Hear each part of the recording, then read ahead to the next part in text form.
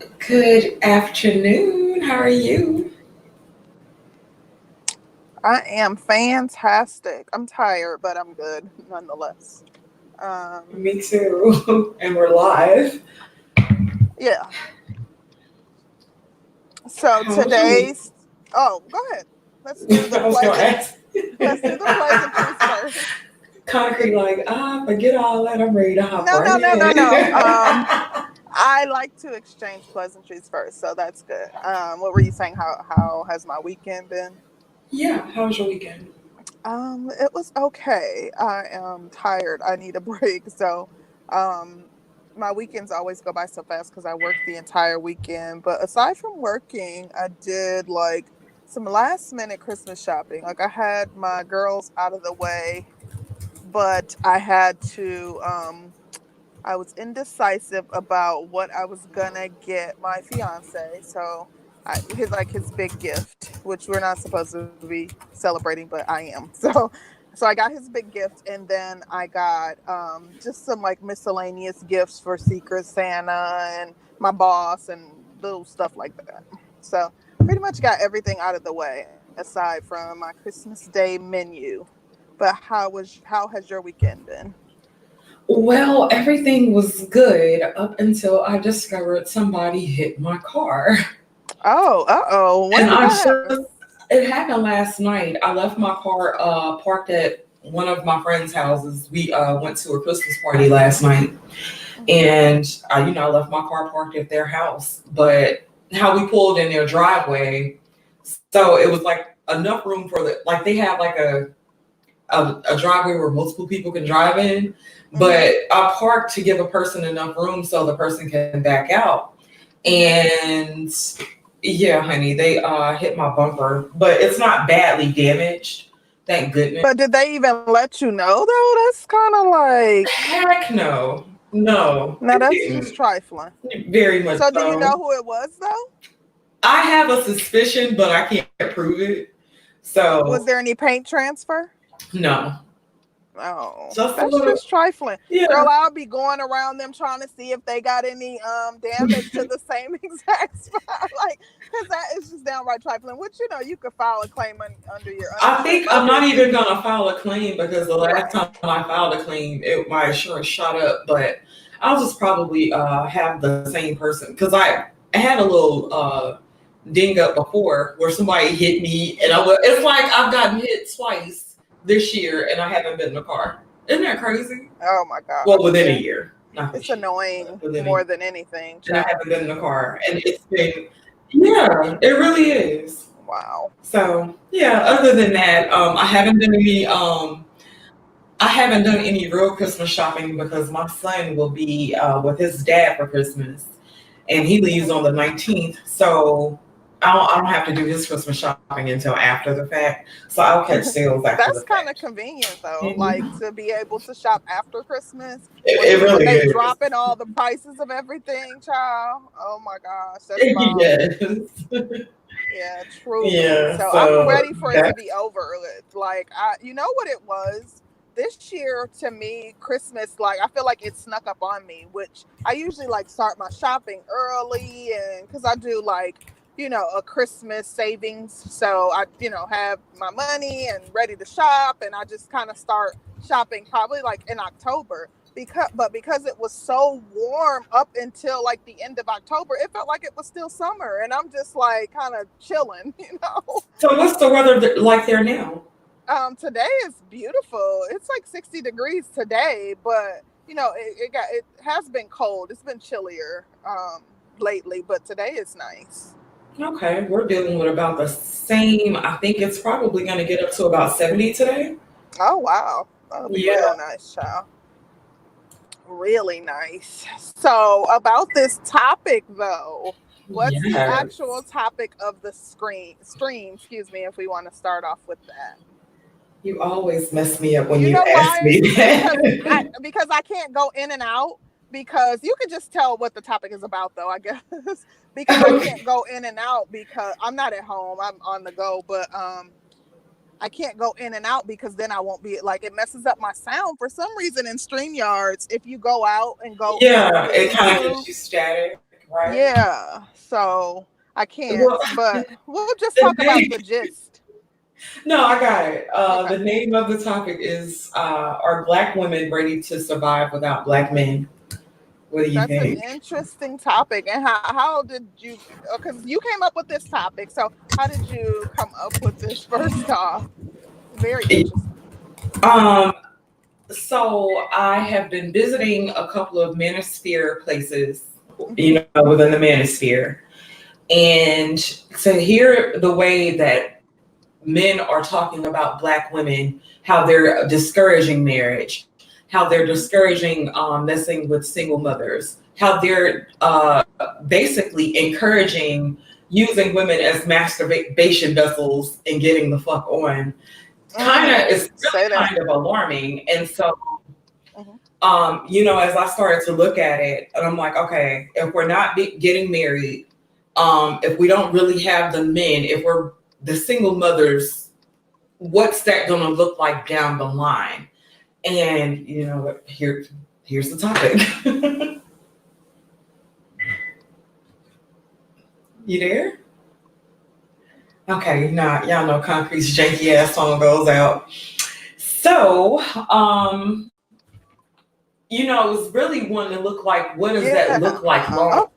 Well, Oh, there you go. I then can. those. Can you hear me? You're going in and out.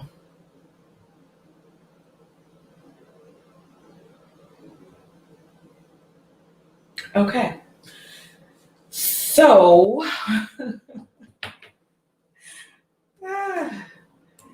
um, I was gonna say, like, what does that look like down the line? And it's a kind of a hard vision to have, like, what single mothers, what be I'm single. sorry. Can you hear me, Danny? You're working really bad. Hello? You're still working.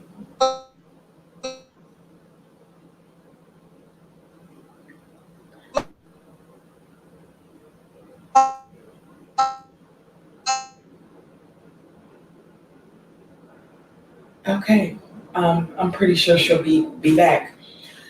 But I was saying, like, what does surviving look like long term? And I kind of feel like Black women have just been taught to survive and not really, especially the single Black women and single mothers are really kind of taught to survive.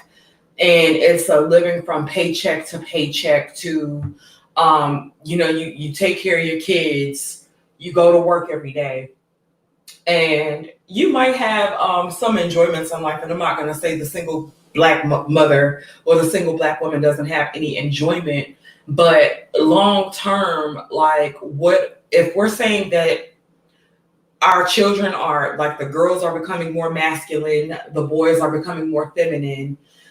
What does that look like long term? And so it gets to be real bothersome because everybody else seems like they're getting married and kind of moving forward within society, and people are really handling business. So it's just like, what are we going to do as a people, and especially the women?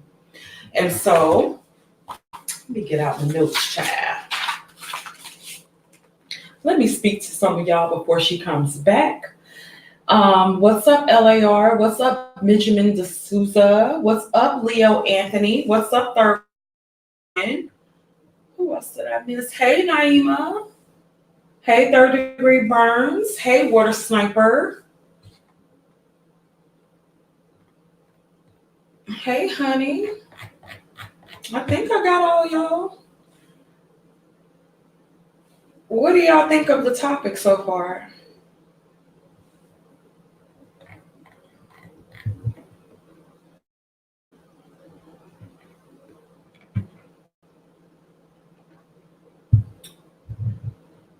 Okay.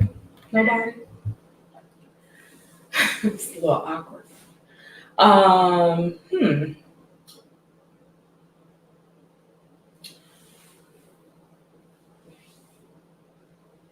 Hold up just a second.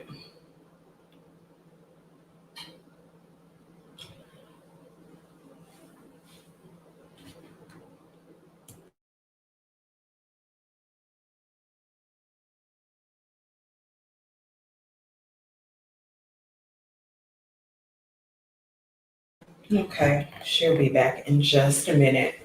But I was kind of looking at some statistics, and it says that one out of four men that are black marry out. And I feel like those numbers are increasing. And so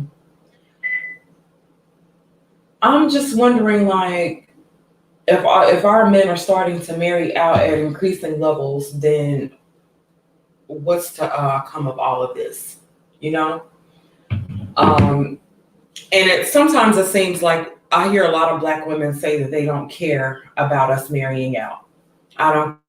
They can do what they want to do. Just leave us alone. They can go on about their business. And then like every time you see a new celebrity get on TV, and especially black celebrities, they tend to highlight um, black men dating other races of women and stuff like that. So then I kind of feel like black women get mad every time we see this, or our feelings get hurt every time we see another black man go off with another race of woman.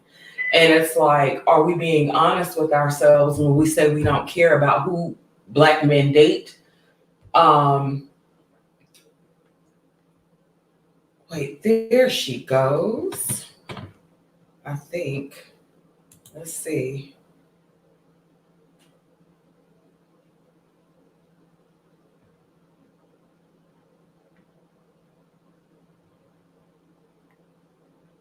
Can you hear Okay. me? Can you hear me?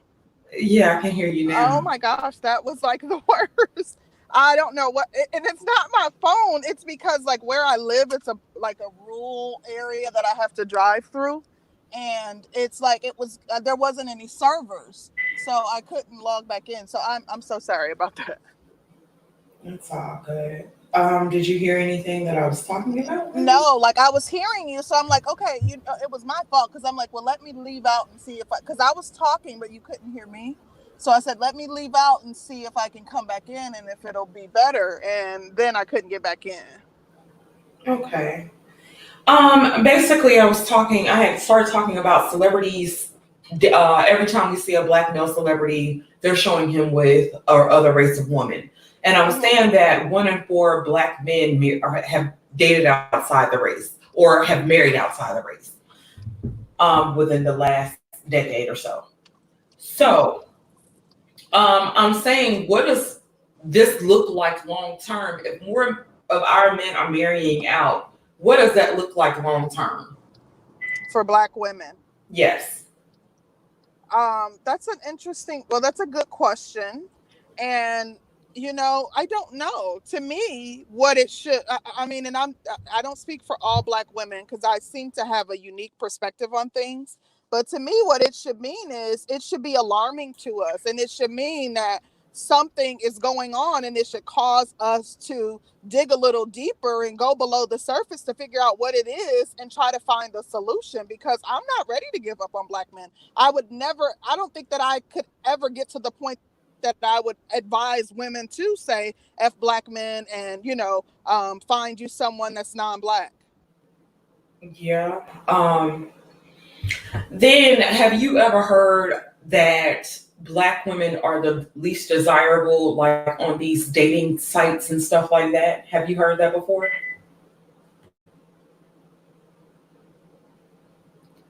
Damn it, concrete. Okay. So I had heard of statistics saying that black women were the least desirable. And I want to say this was maybe on Match.com or Plenty of Fish. I can't remember exactly which website. And that was something very, very alarming to see too. Not But like to dating sites, but I've heard it like You are working really, really Give bad. me just 1 second.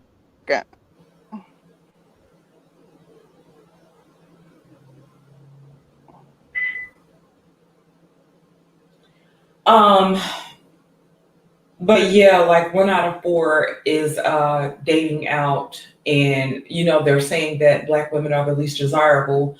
And so I spoke to a chick that I know about this, and she was saying that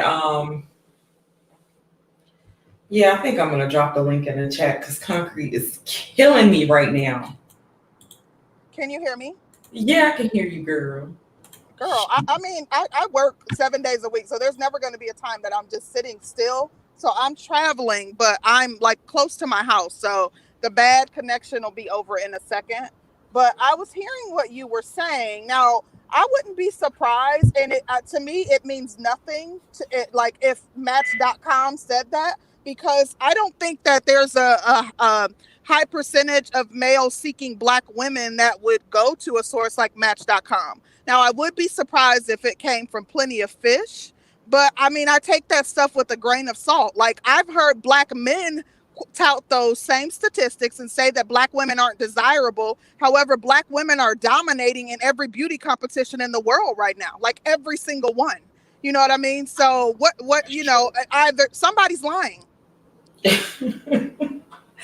So let me ask you a question because, okay, we're saying that, let's just say the women aren't on these dating sites like that, right? Let's just say. But then you have black women following behind a lot of dating coaches. Derek Jackson is getting paid. Um, April Mason. Who else? You got Nicole Michelle. You have Obsidian coming in as being a dating coach. You have a lot of dating coaches out here, right? Mm-hmm. Mm-hmm. And so the dating coaches are getting paid. So I can honestly say that I feel like women are looking for love. Right. Men, it's getting to a point where I'm kind of starting to see an imbalance of it though. And maybe this is just my own perspective. Because I kind of feel like the male dating coaches are teaching basically seduction and narcissism, and the I'm not gonna say that the female dating coaches aren't teaching just the same, but it kind of seems like everybody's teaching seduction and narcissists to be worse. You know what I'm saying? And it's kind of perpetuating the hookup culture. And so, what do you think is going to happen with that? Now, from what I've seen, I do think that some male coaches are perpetuating the hookup culture with the message that they're pushing. But I think that to see women looking for April Masons and the Nicole Michelles, then that means that women are paying attention, that women are listening, that women do believe that maybe we do need to get more in touch with our femininity, that there are some areas of improvement that we need to focus on for them to be seeking this outside help. And I think that some of the female dating coaches seem to provide more of an element of support. But and then there are some who seem to be pushing the message that you just need to get the bag by any means necessary. But Right. I don't see the from my experience, the male dating coaches that I've seen, and most of which have been in the manosphere, like even the Lucario, I think is his name, and he's a huge dating coach. But it seems to be game that he's teaching more than anything. But wouldn't you say that a lot of our women are attracted to that? It's a game. Yeah. I think that a lot of young girls are attracted to that. I think that there are some women who are attracted to that, but I think that the women, a large percentage of the women who are attracted to it, um, let me see, how can I say this? They're attracted to the fact that generally the men who spit game are charming. And I do think that they actually fall for the mess. I don't think that they go into it knowing that it's BS and continuing to fool with the guys, even though they know that they're pushing a BS message. Initially, I used to think that. Maybe up until about 4 or 5 years ago, until Mm-hmm. I realized that women will walk away from so-called good men. You know what I mean? Um, the man may not be very dominant or whatever. And I've noticed that women will walk away from a dominant male. I actually asked this question on my Facebook page, like, have you ever left a good man? And the answers are really kind of surprising because a lot of women were like, yeah, they left good men because a man could be a good man, but personalities may not fit. Um, he And may that's not. how I feel. Like leaving a good man, that doesn't mean anything to me. It doesn't. It doesn't denote that women are leaving good men for no reason for these ain't shit dudes. I've left a good man, and I left him because he wasn't the man for me. You know what I mean? Like you can have a good man, but like you said, maybe the personalities don't match. Maybe there are some things that you guys can't reconcile as a couple. So as a result, like I feel like if you don't think it's going to work, then let him go, because hopefully he'll find a good woman. But I understand what you're saying, like, you know what I mean, they're leaving good men and they seem to be going towards these ain't shit guys. And if that is the case, see, I always look at those things like situational. I don't know enough women in mass, and I know a lot of women, like from associates, acquaintances to like I have a pretty large girlfriend circle.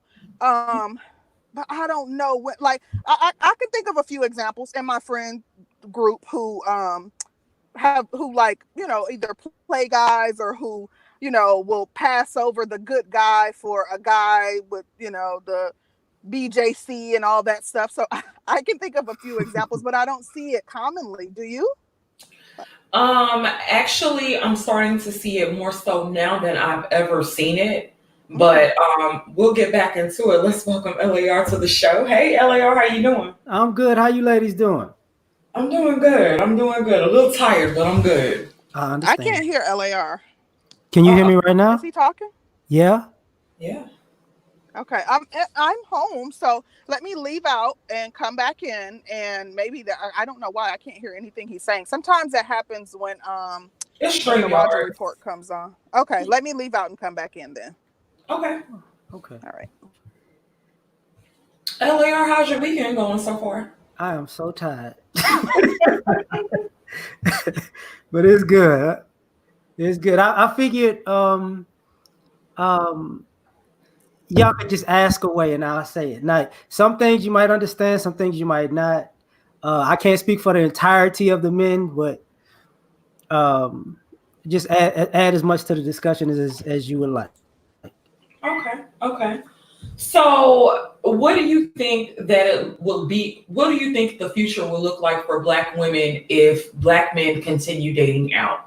What do you think that's going to look like for us? Um I think it's going to create a reset because Mm-hmm. I don't think from a male's experience, I don't think a lot of the sisters are really competing. Not necessarily when it comes to looks, but more so when it comes to um, being relationship ready. And what do you mean by being relationship ready? Um, the older I get, the more I've looked back and realized a lot of the ladies, even though they were beautiful, they were lazy in relationships. Mm. Can And you? Yeah. What does that mean? um, there's a swath of women who under the banner of they want the man to lead. But Mhm. and that's nothing wrong with that. But there are women under that who what they really mean is they want a man to do everything. Mhm. So what winds up happening is if you're a guy, you come across dating and being with women who really are just looking for an excuse to basically retire. Ah, I see. Now that's And interesting. I have never seen that per se, but I'm not saying that it doesn't exist. But you know what I do see, and this is what I thought you were referring to, because City and I've heard a lot of people say that, you know, Black women don't want marriage, and I used to refute that point. But when they say Black women don't want marriage and their actions show that, I can understand that, because I know women who say they want somebody to lead, however, they don't want to be led. You know, like, and that's where I thought you were going with your point.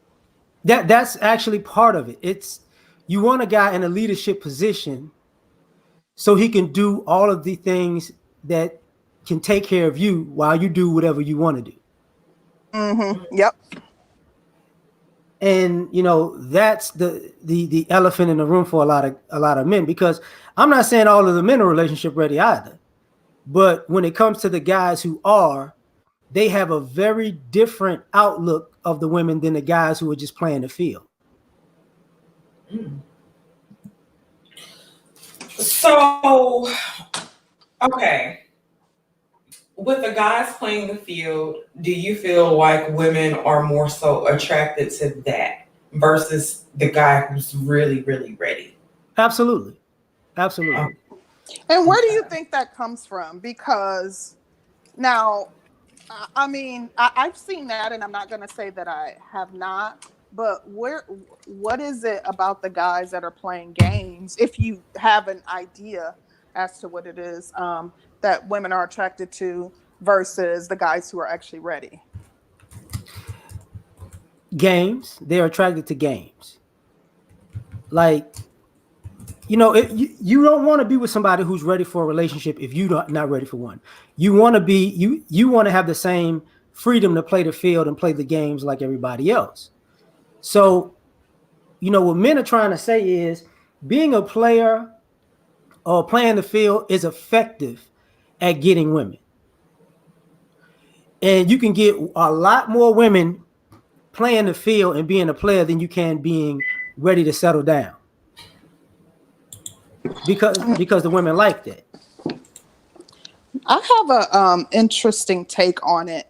I think that from my experience, when you come across a man who is ready, you're going to be challenged, because it makes you look in the mirror and it makes you look at your own mess, and you realize that you're not ready and that you're not all that you've said that you are. And there's a whole bunch of harsh realities that you have to face when you come across a man who is ready. Yeah, like men say about this all the time. If we're not ready, we won't approach certain women because we can tell that she's ready. We're not even going to approach her. But for us, it looks like the reverse. Like women approach men who are ready because they can get relationship benefits from it. But I'm not going to say they approach, but they're receptive to those men's advances because they can get relationship benefits. You know, that's the difference. But would you say that the men aren't also reaping some relationship benefits? Not really. Like that's why the guys talk about the bad boy getting a woman and the good guy not. It's because you know, you can if you've been on both sides, the bad boy can still get the same benefits as the good guy, but without doing half the work. It's not just the benefits. She will actually, like, I hate to say it this way, but if you're the bad boy, she will actually do all of the wife things for you. She will actually do all the girlfriend things for you. Yeah, because she's trying to win you over. And generally, the bad guy has, you know, multiple women that he's dealing with. So she's trying to convince you and show you, you know, why she's the one. So, but that's the problem. Because if you're the bad boy, I'm sorry, Concrete. No, go ahead. I'm sorry. You go ahead. If you're the bad boy, you're the player. It's kind of looked at like this. She's not trying to win me over. She's trying to win the game with the other women.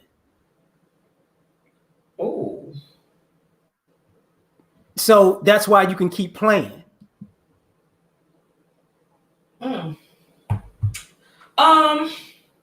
Damn, that's a really, really true statement in a certain sense. But, well, I kind of feel like the women who, I don't know if it's necessarily against the other women though.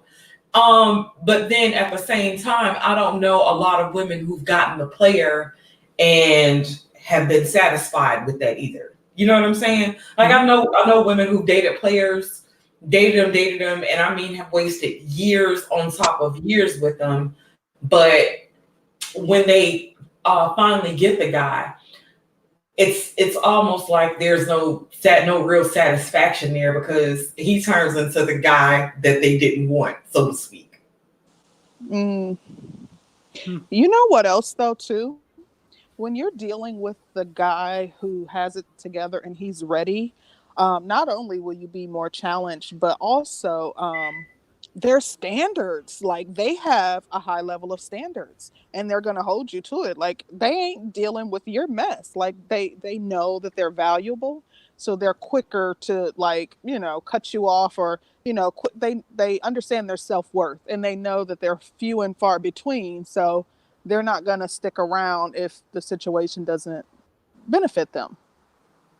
You know, it's ironic that, you know, we the fellas have talked about this on other panels, where the guy who's ready to settle down or ready for a relationship and the guy who's playing the field, they actually, the women don't get it, but the guys do. The biggest difference is how they take their time. Guys who are ready are tired because they're out here doing stuff. Guys who are playing the field got a lot of time on their hands. So they have more time for excitement. They have more energy because they're really not doing much with their lives. They're playing the field. So a lot of times when people think, oh, this guy is a good guy, but he's boring. He's not necessarily boring. He's tired. You didn't let the guy rest enough to have fun. And the guy that's playing the field never do nothing. I'm sorry. No, go ahead. I apologize. I should be chiming in, but I agree with what you're saying. And I've heard women actually say out loud that, you know, he's boring, or like, but it's like, why are you expecting, or why are you looking for someone to entertain you? Almost, that's almost what some women are looking for. They want to be entertained. They want you to make it exciting for them every day of their lives. And those type of women, to me, are kind of like, that should be a red flag, because will they ever be content? No. That's the thing about it. It's like, if you, 9 times out of 10, a woman who wants to be entertained has a lot of time on her hands too. She's bored. She is. So she wants a guy to come along and bring excitement into her life because she's bored. And the thing about it is, you a guy who's really doing something with his life, he can't fulfill your entertainment needs because he's got things to do. You know, that's part of having, if you want comfort, you got to realize a guy's got to work to provide comfort. Yep. That's a good point. And then too, like when a woman is like that and they always want to be entertained, when you're busy and you're away on business trips and things like that, like you better be concerned, because if you're not there entertaining her, she's probably likely going to find someone else too. So that should be, you know, a concern. If a woman, you know, if you can't be idle and just, you know, chill, or like you always feel like you have to be on 10, or he has to be, you know, you have to be traveling, or he has to be, you know, doing this or that. Like that's, you know, it should be a warning sign. Well, ironically, the guy who has his stuff together he's going to be hurt if he gets cheated on the left, but he's not really going to be pressed, because he can find another woman like her faster than she can find another man like him. Ooh, that's a good point. Very true. So a lot of the women who want that entertainment, they go through these droughts of having, because this is why a lot of ladies don't like the bad boys, when they realize they got to live with the bad boy. He's fun to play with, but he's not fun to live with. That's so true. So true. Yeah, managing the bad boy is stressful and crazy in itself. So I totally understand where you're coming from with that. That's what I mean for the guys. That's the fun part. If you are a womanizer, because like I said, it's the hookup culture. If you're a womanizer, you gonna feast. You know, Yeah. you're just gonna feast because a lot of the women don't necessarily want to admit that they like that. Like if I tell you the things that women do, you'd be like, not my girlfriends. But if I knew your girlfriends, I could show you your girlfriends do those things. Wow. You know, that's like, you know, because my homegirls, they have stories about their girlfriends, and I'm like, she's not she's not innocent. She's not the angel in every situation. Don't get it twisted. So do you feel like you're able to point out certain traits? And I think I've kind of heard you point out specific traits in women that men should avoid. I mean, you know what? As a man, there are traits you should avoid, but a lot of us are suckers for looks. So depending on how attracted we are to her, we'll go in that landmine. Yeah, yeah. And I've always kind of said that as long as a woman looks good, if she's a beautiful woman, she can get away with far more shit than an ugly woman can. Yeah, that's true. You know, and I've I kind of guess seen it's similar to select and non-select. yeah. The thing about it is she could get away with more, but her fall is like a plane crashing. Yeah. You know, that's the issue. That's true. I'd like to welcome Some Dude and Donnie to the panel. How you guys doing? Hey, how y'all doing? I'm good. What's poppin' with y'all? What's up? Hi, how are you? What's up? What y'all think about the topic? The black man, neither can the black man nor the black woman survive without the other. Now that's what I'm talking about. Okay. Basically, at the end of the day. Well, if black men are saying that they can go build communities with other types of women, they don't need the black woman to rebuild the community. They can deal with these other women, and they can make whatever society, whatever they're gonna do, they feel like they can do it without us. What do you think? If you want our race to die off, yeah, sure, you can. Yeah. I mean, any child that I have with any woman is gonna be a black child. People play the whole biracial game and all that shit. At the end of the day, my child will be black. So technically, I could go off and go marry an Asian woman and still have a black child, and then my child marries a black man, and then proceed down the line. But if it's a woman and she has a child with a white man, yeah, the child will be black, but the child won't be mentally black because it'll have that white father's mentality. So I mean. Question for you, sir. Good. If you have a child with a white or Asian person, what's a guarantee that that child will take on your mannerisms instead of the Asian side? So mentality, the child will pick it up from me because I'm the father. I'm leading my household.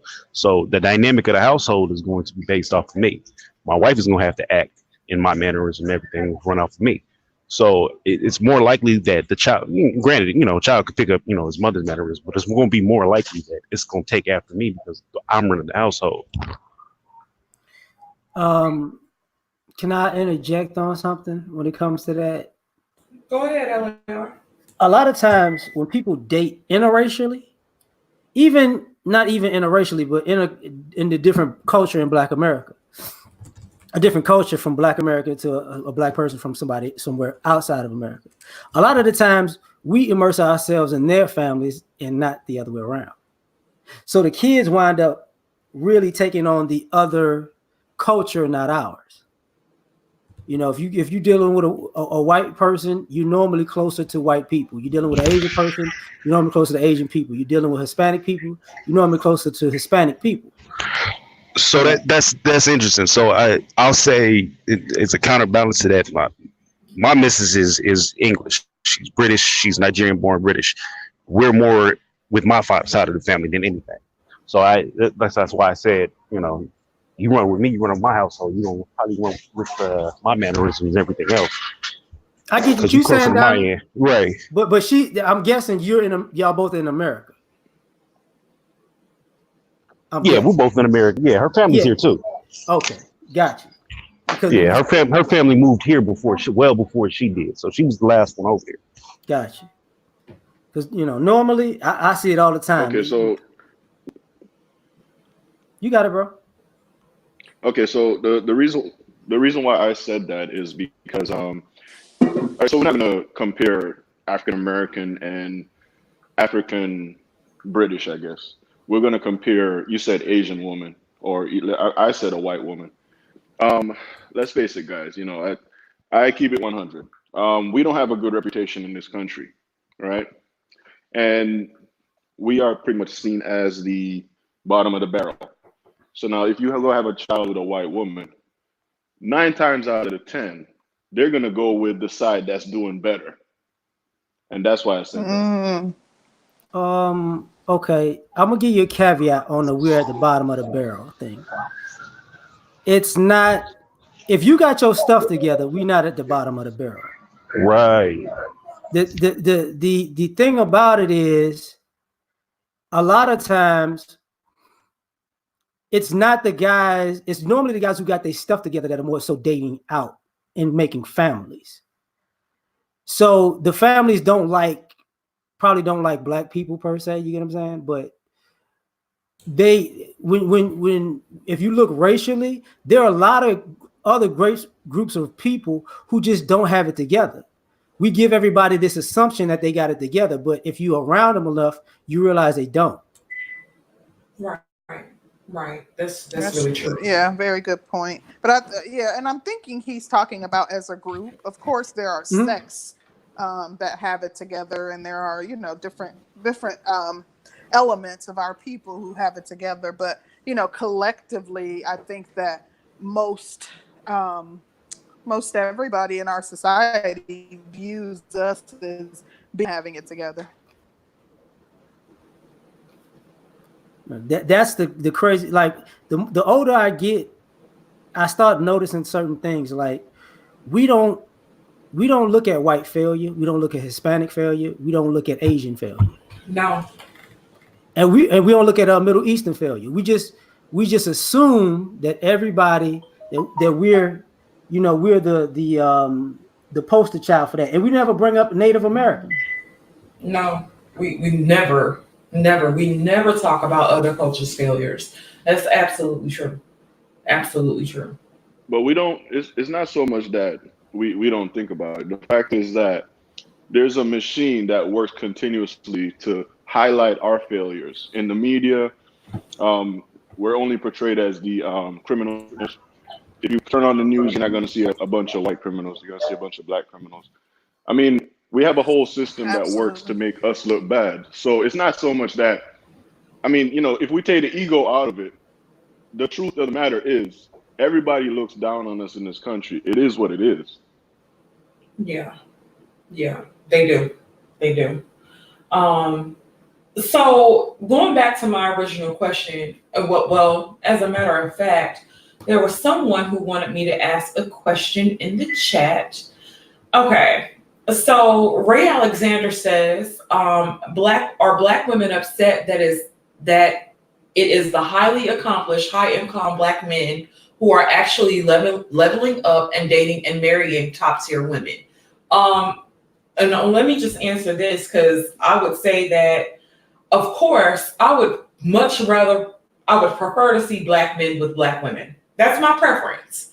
But if a black woman is saying she can't find a good black man, a black man is saying he can't find a good black woman, do what you gotta do.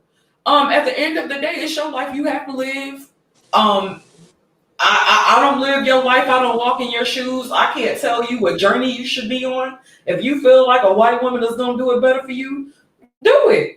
But my whole problem is, and this is with black men and black women who date outside, you don't get to talk shit when you going outside of your race. If you're going outside of your race, go. But what you keep looking back for? That's that shit I don't like. If you feel like you gotta date outside of your race, if you feel like a certain race of women are better than your own race of women, do what you gotta do. Handle your business. And I don't really think anybody on our side is necessarily concerned, because if that's what you want to do, that's what you want to do. But don't keep coming back. Well, they still ain't shit. They still ain't shit. Look at me with my white women. These black bitches ain't shit. Nobody wants to hear it. Nobody cares. Not in that sense, but that's just my opinion. Well, I'm sorry. Can you read the question again, Dan? It says, are black women upset that the highly accomplished, high-income black men who are actually leveling up and dating and marrying top-tier women? Are we mad that so they I'm assuming outside of the race, top-tier women outside of the race? Is that what he's referring to? I think so. Okay. See, personally, I am conscious. I truly believe that in order for us to, and within our race, that we need to. However, well, in addition, I do think that it is bothersome that our best and brightest don't see any viable options. Like, I am the first to admit, black women got some issues. We need to get our stuff together. We, need to. Wait a minute. Is that accountability? I'm recording this show. I want this on playback. I'm always down to accept some accountability, but we need to work on. So I'll say that.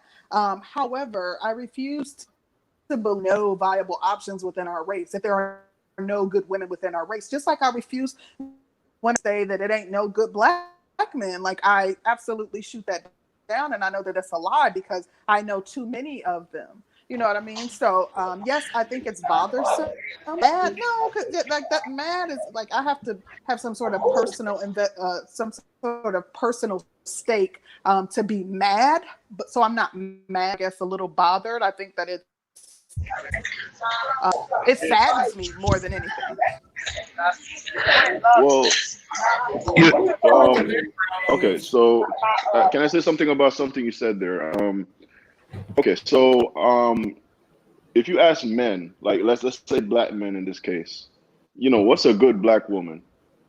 You would find that he would say that, I don't know, about 80% of black women are good, right? Because as men, we don't look for like, you got to be spectacular to be considered like a good woman you can settle down with. But I find that with women, or our women, I don't know, I'm just talking about our women, it's okay.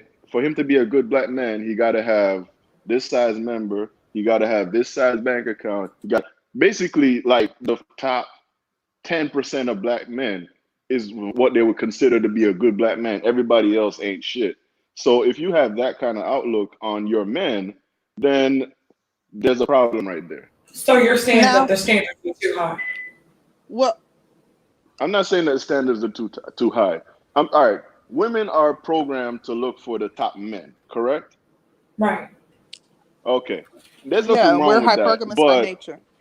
Right. There's nothing wrong with that. But the thing that other races of women get that black women just haven't gotten yet is you just need a good man. You don't need the 1% man. You can build with a good man.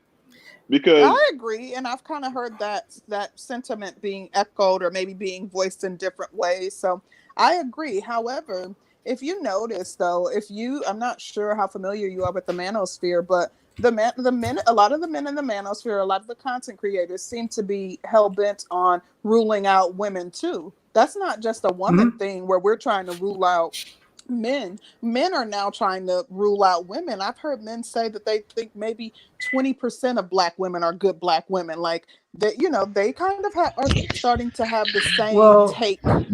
There's nothing wrong with women having standards. In fact, y'all should have higher standards, right? The problem, with me personally, when dating, when I was out here looking, is it's hard to find a woman that fits my qualifications in terms of a relationship. What I want, I've even been told that it's not going to happen for me. You better date out. You told that by black women? Yeah. Wow. and it's crazy. My standards are, and it's not nothing crazy. I don't want you to be obese.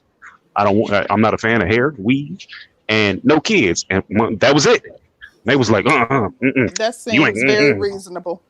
Well, Well, It seems reasonable. well, I will the say problem. this. Okay, go ahead. You got it. I will say this. One of the issues is, I guess, men get a problem with women's standards is because they have everything to do with attractiveness and little to do with effectiveness.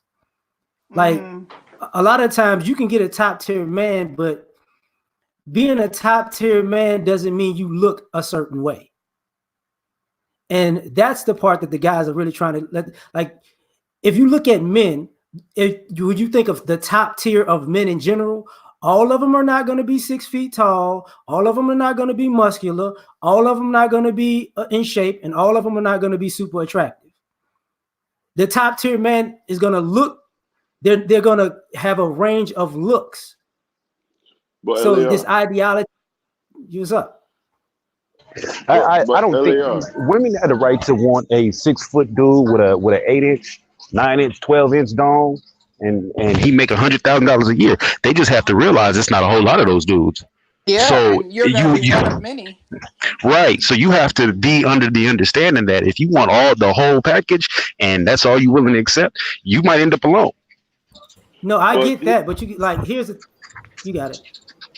what I was gonna say to you, Like, LAR, is if you look at in the larger society, the top tier men don't have six packs. They're not 6 foot tall.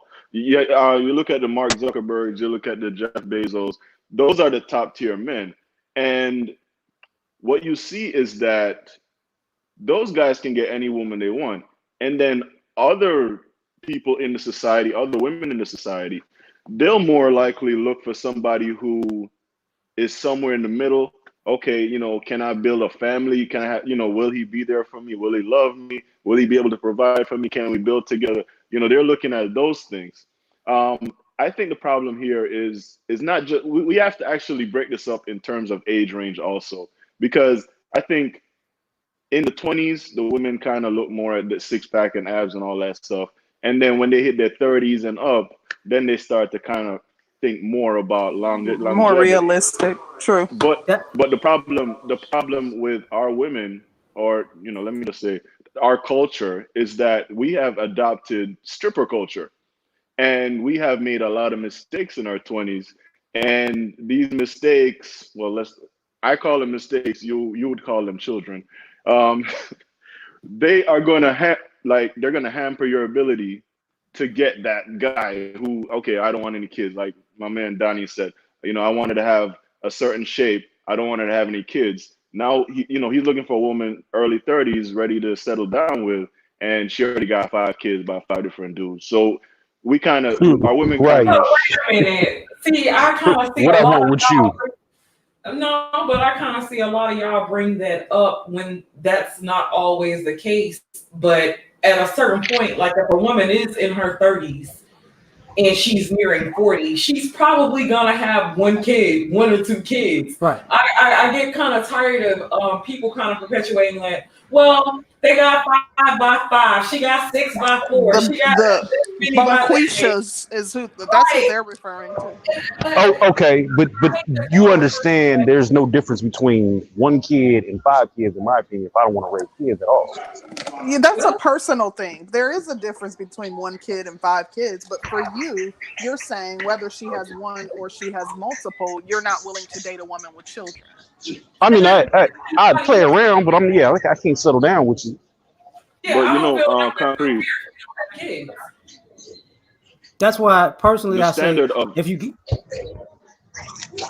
you got standard, men having the standard of not wanting a woman to have a kid. He wants to have a woman who he can build a family with and not have a divided family in his house. That's Now, actually normal. I understand What that, the but the thing problem is, the problem is that we in our community, we try to make it seem like that's abnormal. But if you look outside of it's our community, that's normal for guys to not want that. well, absolutely, but the other difference is too that it takes black men and men primarily black men because that's who I'm only people that I'm concerned about. It takes them until their mid 30s or 40s before they reach where they want, their peak financially. So then they're ready to settle down. When you have to consider a woman's childbearing years too, So it's likely by then, if you're dating someone in their 30s, they are likely to have children. No, Yeah, but I mean, the guy is financially stable in his 40s. But as far as him wanting to settle down, most guys, when they hit like 28, 29, they start looking. Most, what kind of guys you talking about? Black men? That is so false. Do you disagree, you guys? know what? No, Well, we you got start it. getting money around 28, 29, 30. At 18, we don't have nothing. Yeah. Most of them at their mama house, everything else. And y'all 28, feeling 29, yourself 30. for the first 5, 10 years. We were able to actually get in the game at this point. Before, we didn't have no quarters to play. Now we got all the quarters to put in the machine. Now, you know what? Okay, so we go. I'm gonna take off my gloves, but I'm gonna not be cussing. Okay. A lot of times, no, I'm getting on both. What winds up happening is a lot of times people want to be children way past a child's age, and then they want to say something like, oh, I got it together now. There are a lot of guys. Like, I remember being in college. The girls in college wouldn't talk to the guys in college. They would talk to the guys who were in the streets, who wasn't in college, or grown men who were in the workforce. And I remember the guys like, okay, so this is how it's going to go. No problem. And I think what winds up happening is, even in the dating market, people forget there's karma. If you are looked over and you are a good person, you're going to look over that very same person when they think you're very interesting. And I think a lot of times what wind up happening is, people forget the silly reasons they were thumbing their nose up at people when they were hot, or when they were fine, and or when they had it. And now it's like, I remember, I ain't fucking with you now. What you bring it up is basically the high school cheerleader who's coming at you now after you just started up this CEO investment firm, and she got a kid by principle. She looking at you hot. Yeah, but I'm also thinking about the old dope boy who had all the chicks, but then he fell off, or he got busted, he went to jail, or he had to stop, and now he had a regular job, and now he's accustomed to a certain type of chick, and they like, nah, player. That happens too.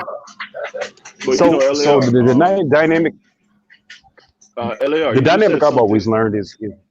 All right, go ahead. Go ahead, bro.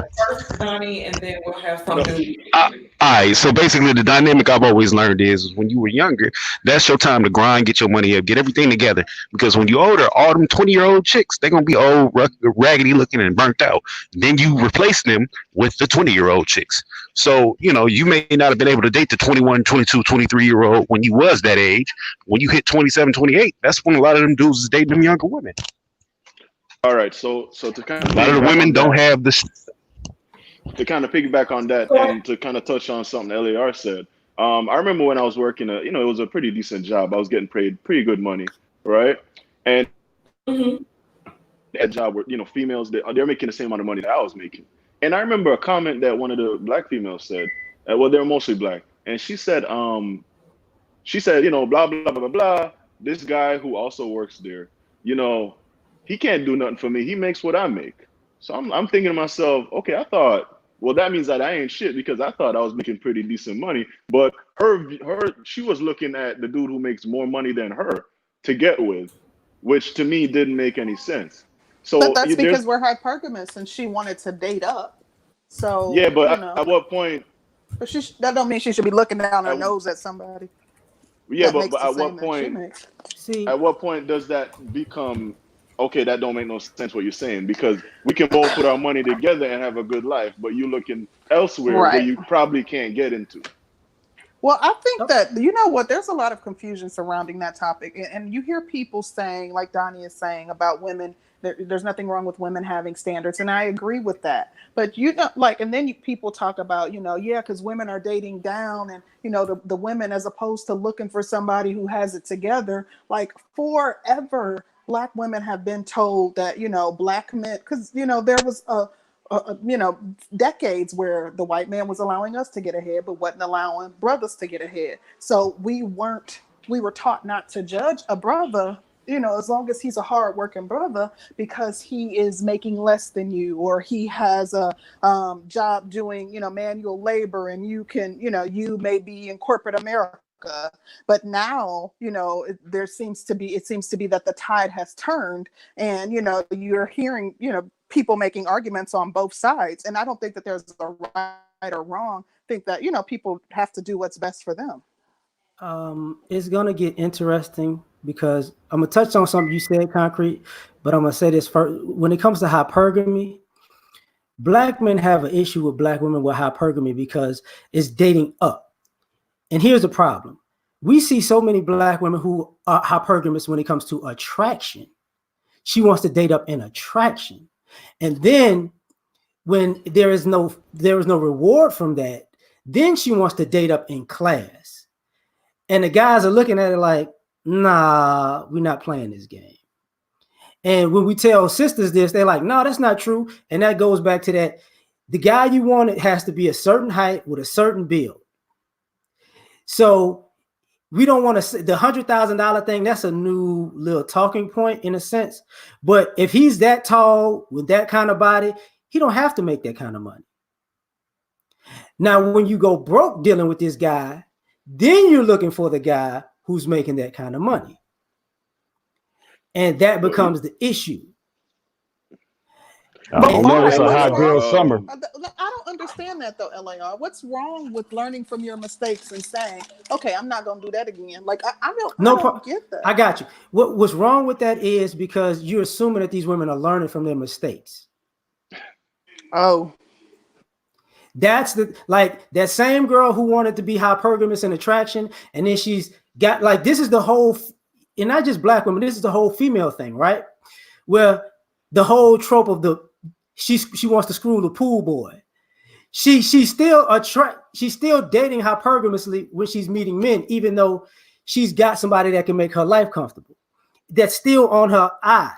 The side dude, the trainer, you get what I'm saying? The plumber type of thing. And I not so much the plumbers because plumbers they got an ugly reputation now. I get what you mean. The pool boy. But that type of stuff means she hasn't really learned. This is why I say these guys can replace these women, because once she starts feeling herself, guess what he's gonna do? Okay, bye. Go date the pool boy. See how that work out. Go date the trainer. See how that work out. They're not learning their lessons. But LAR, it's very easy. Well, before I say that, a lot of women here not here, but a lot of women who they try to be hypergamous and such. There's nothing wrong with that mentality, but you also have to be honest with what you can get. A lot of women, they're all tore up, and then they think that they're gonna get Bill Gates. So that's one thing. Another thing is it's easier for a woman to level herself up than for a man to level himself up. It takes time. It takes years for a man to build a wealth that would make him valuable in the eyes of a woman who's being hypergamous. But a woman who works as a waitress, she can get her body right. She can start speaking properly. She can, get her makeup game together, and she can go get a dude with a lot of money. This is to me, this is one of the fundamental flaws with hypergamy, especially with our women. One, hypergamy isn't free. And two, there's a time limit on when you can get it. And a lot of sisters don't grasp that concept. You can be hypergamous at a certain time. But a lot of sisters are going through this thing where that time has passed and they want to be hypergamous. And it's like, it's not just your looks. So they've hit the wall. It's not just the looks. The wall is a lot about that. But like when y'all were talking earlier about Black women not being desirable. Amongst men, Black women are attractive, but their character is undesirable. Facts. Well, thank you for clarifying that. That makes me look at it from a different angle. Most of the time when you had these conversations, I always look at it like a salvage title. Y'all know what a salvage title is? Yeah, I work in insurance, property and casualty. I know. Okay. So people will go out and go get them a BMW. They revving the engine up. Oh, it's nice. It's fancy. It's new. It's exciting. The difference is when a salvage title is a car is wrecked, you try to come to me and you sell it to me for the same price that it was that it was sold when it was new. I'm not buying that car, and that's how a lot of women come in men. You want to come to me after all the PTSD is set in, after you done had kids with the dude, he didn't beat you, he didn't cheated on you, and did everything else. You want to bring that to me, and now I got to deal with all the problems that come with that car, and pay the same price as a new car. I'm not willing to do it. So a lot of Well, people have that. everybody has baggage, right? Is a 19-year-old, 20-year-old gonna have as much baggage as a 29-year-old? No, I mean, if you're looking at someone of equal age, so you're a woman of your age and a man of your age, there's a high likelihood that both will have baggage, some baggage. I think, yeah, we have baggage. I think a lot of the times, and I hate to say this because I don't want women to go, for real. A lot of the times when women start telling men their stories, your baggage is self-inflicted. Oh, and shit. guys get tired of that. But when you say, okay, baggage from women would be our children and basically our children, mental issues, whatnot, right? Children and mental issues really come on the back end of bad decision making. Okay, so I would say that would be self-inflicted baggage, so right? Mm-hmm. Yeah. Okay. That's part of the thing. It's like the guys, like, sometimes when you hear somebody tell you a story about themselves and they see themselves as the victim, but when they're telling you, they can't understand. Oh, you put yourself in that position. Oh, you set some of these things up and it ended this way, and now you're upset about it. Right. So what would you say would be the baggage that men carry at a certain point? Let's say a 35-year-old single man. What kind of baggage would you say that he has? Bitterness from dating, bitterness from trying to save his mama dating. Simping, tricking, the amount of money lost doing those things. Sometimes you could be upset that you're the how can I say this? You can be upset being a good guy and getting burned, and you can be upset being a bad boy and losing respect for women because it works. So those things combined are going to create a certain disdain for certain actions in women. Right. And some of those things are self-inflicted. Like when you get to the point where she's bad as a person, but she's fine and you're willing to deal with it, that's on you. That's not really her.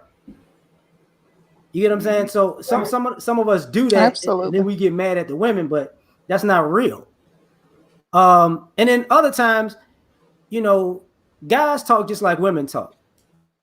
And I would say we're harsher with our fellow men, because your friends will tell you, look, don't trust this, don't trust this, don't trust this. If all of these things happen and you wind up getting thrown under the bus, that's your fault. We told you. A lot of the times we don't like hanging out. We get bitter because of our homeboy telling us, I told you so. I told you. You did it, didn't you? Now you mad at her. No, we told you not to do that. That's where it comes from. And then we can't take it out on our homeboys because we know they're right. A lot of us don't want to admit we want love just like women want love, and we're suckers for love, but we do sucker stuff to get it. And we don't like the results. Yeah, very true. I've seen it on both sides too. But I do think, though, that too, I think everybody's tolerance level regarding what type of baggage they're willing to accept differs. Like a lot of men are saying, they don't want a woman with children. A lot of, some men may not want a woman who has baby daddy issues, but, men come with their share of baggage too. And I think that a lot of it too is because men deal with heartbreak a lot differently than women. In my personal opinion, I think that women are a little more resilient in that area because we're used to the emotional roller coaster of our emotions. Whereas when a man allows himself to be vulnerable in that way, he takes it a lot harsher. And then the next woman may end up having to pay for, some of what the other woman he was dealing with put him through. Mm-hmm. I think like one of the things that get in the way is principles. I think when it comes to our men and our women, men look at it differently because there are negative things that women do that women praise. That if men were doing it, it wouldn't fly amongst men. And I think what winds up happening is that attitude, it makes black men look at black women differently because so many things are acceptable that are dysfunctional. I get that. I actually understand perfectly what you're saying. I've seen us praise some of the same actions that a woman may commit. Like, interesting enough, I think a couple of days ago, I was looking at an article that was posted online, and it was in reference to a woman who had stabbed her boyfriend. And she stabbed him twice, I think, in the chest. And as a result, she was, I think, charged with attempted murder. And all the women under the comments, now the story didn't say anything about, how her being provoked or him putting his hands on her. They like, and they showed her mugshot and she didn't look like she was injured or anything. Oh, he had to do something to her. What was he doing? But they're almost like defending her stabbing this guy. You know what I mean? They couldn't, they were seeing her as the victim, even though there was no evidence of her being the victim. Yeah, we tend to tolerate each other's bullshit. And I think because a lot of us feel like we've gone through being cheated on, we've gone through the pain of being hurt, we've gone through a lot of shit with men. So when a woman does seem to get revenge or she's the culprit in a certain sense, I think we as women cheer that shit on because a lot of us have been hurt and have not healed from that pain. It's like, get them, girl. Yeah, as men, we get it. But one of the things we don't get is even if you got cheated on or hurt, a lot of women don't say that you might have been the cause of it too. See, if a woman cheats on a man, she can run out the reasons why he pushed her to do it. You get what I'm saying? But when it comes to women, it's like, oh, okay, you were mean to this guy and he left you for another woman. But, that part doesn't come out. What do you mean by a woman being the cause? Now, I've seen women who tolerate being cheated and, I kind of blame them because you took it, you stayed. But what do you mean by being the actual cause of being cheated on? Okay. Say the one that you said, like, I know women who've been cheated on and they say she shouldn't be treated like that. And that same woman would be totally reckless with the family, totally mean to everybody in the family. Now, in public, she's a nice woman. In private, she's very much hard to deal with. And or she might be reckless financially. Yes. Okay. Now, the mean part, I can totally understand. Now, as far as I can't understand none of that. Well, I can understand the mean part. Yeah. At the end of the day, that's going to be the total answer is to leave as opposed to cheating. Right. But now the mean part, because that's dealing with somebody, you're dealing with each other's personalities and stuff. But if you're talking about financials, then I don't understand how that would make a man cheat because she out there spending a pile of money. Like a lot of times women don't think about it like this. I might, if you're reckless financially, the same woman that's reckless financially is also the same woman that'll be like, we don't spend enough time together. And that's why I'm doing what I'm doing. So, and she could wind up meeting other people and cheating or going out. And she doesn't, and the guy's trying to keep the situation afloat. He has to work more and more and more because she's so reckless financially. Save from keeping a man, forcing him to stay in the relationship, like when he's done, kind of like, let's say he is already like over the relationship and he's saying he wants to move on, and you have him like chained to a bed and not allowing him to leave. That's the only way that I can understand someone causing someone to cheat on them. But that's the thing, like, it's always done in a sense where men love women to the point we make sacrifices. That's never taken into consideration. Men have made sacrifices for ungrateful women for a very, very long time.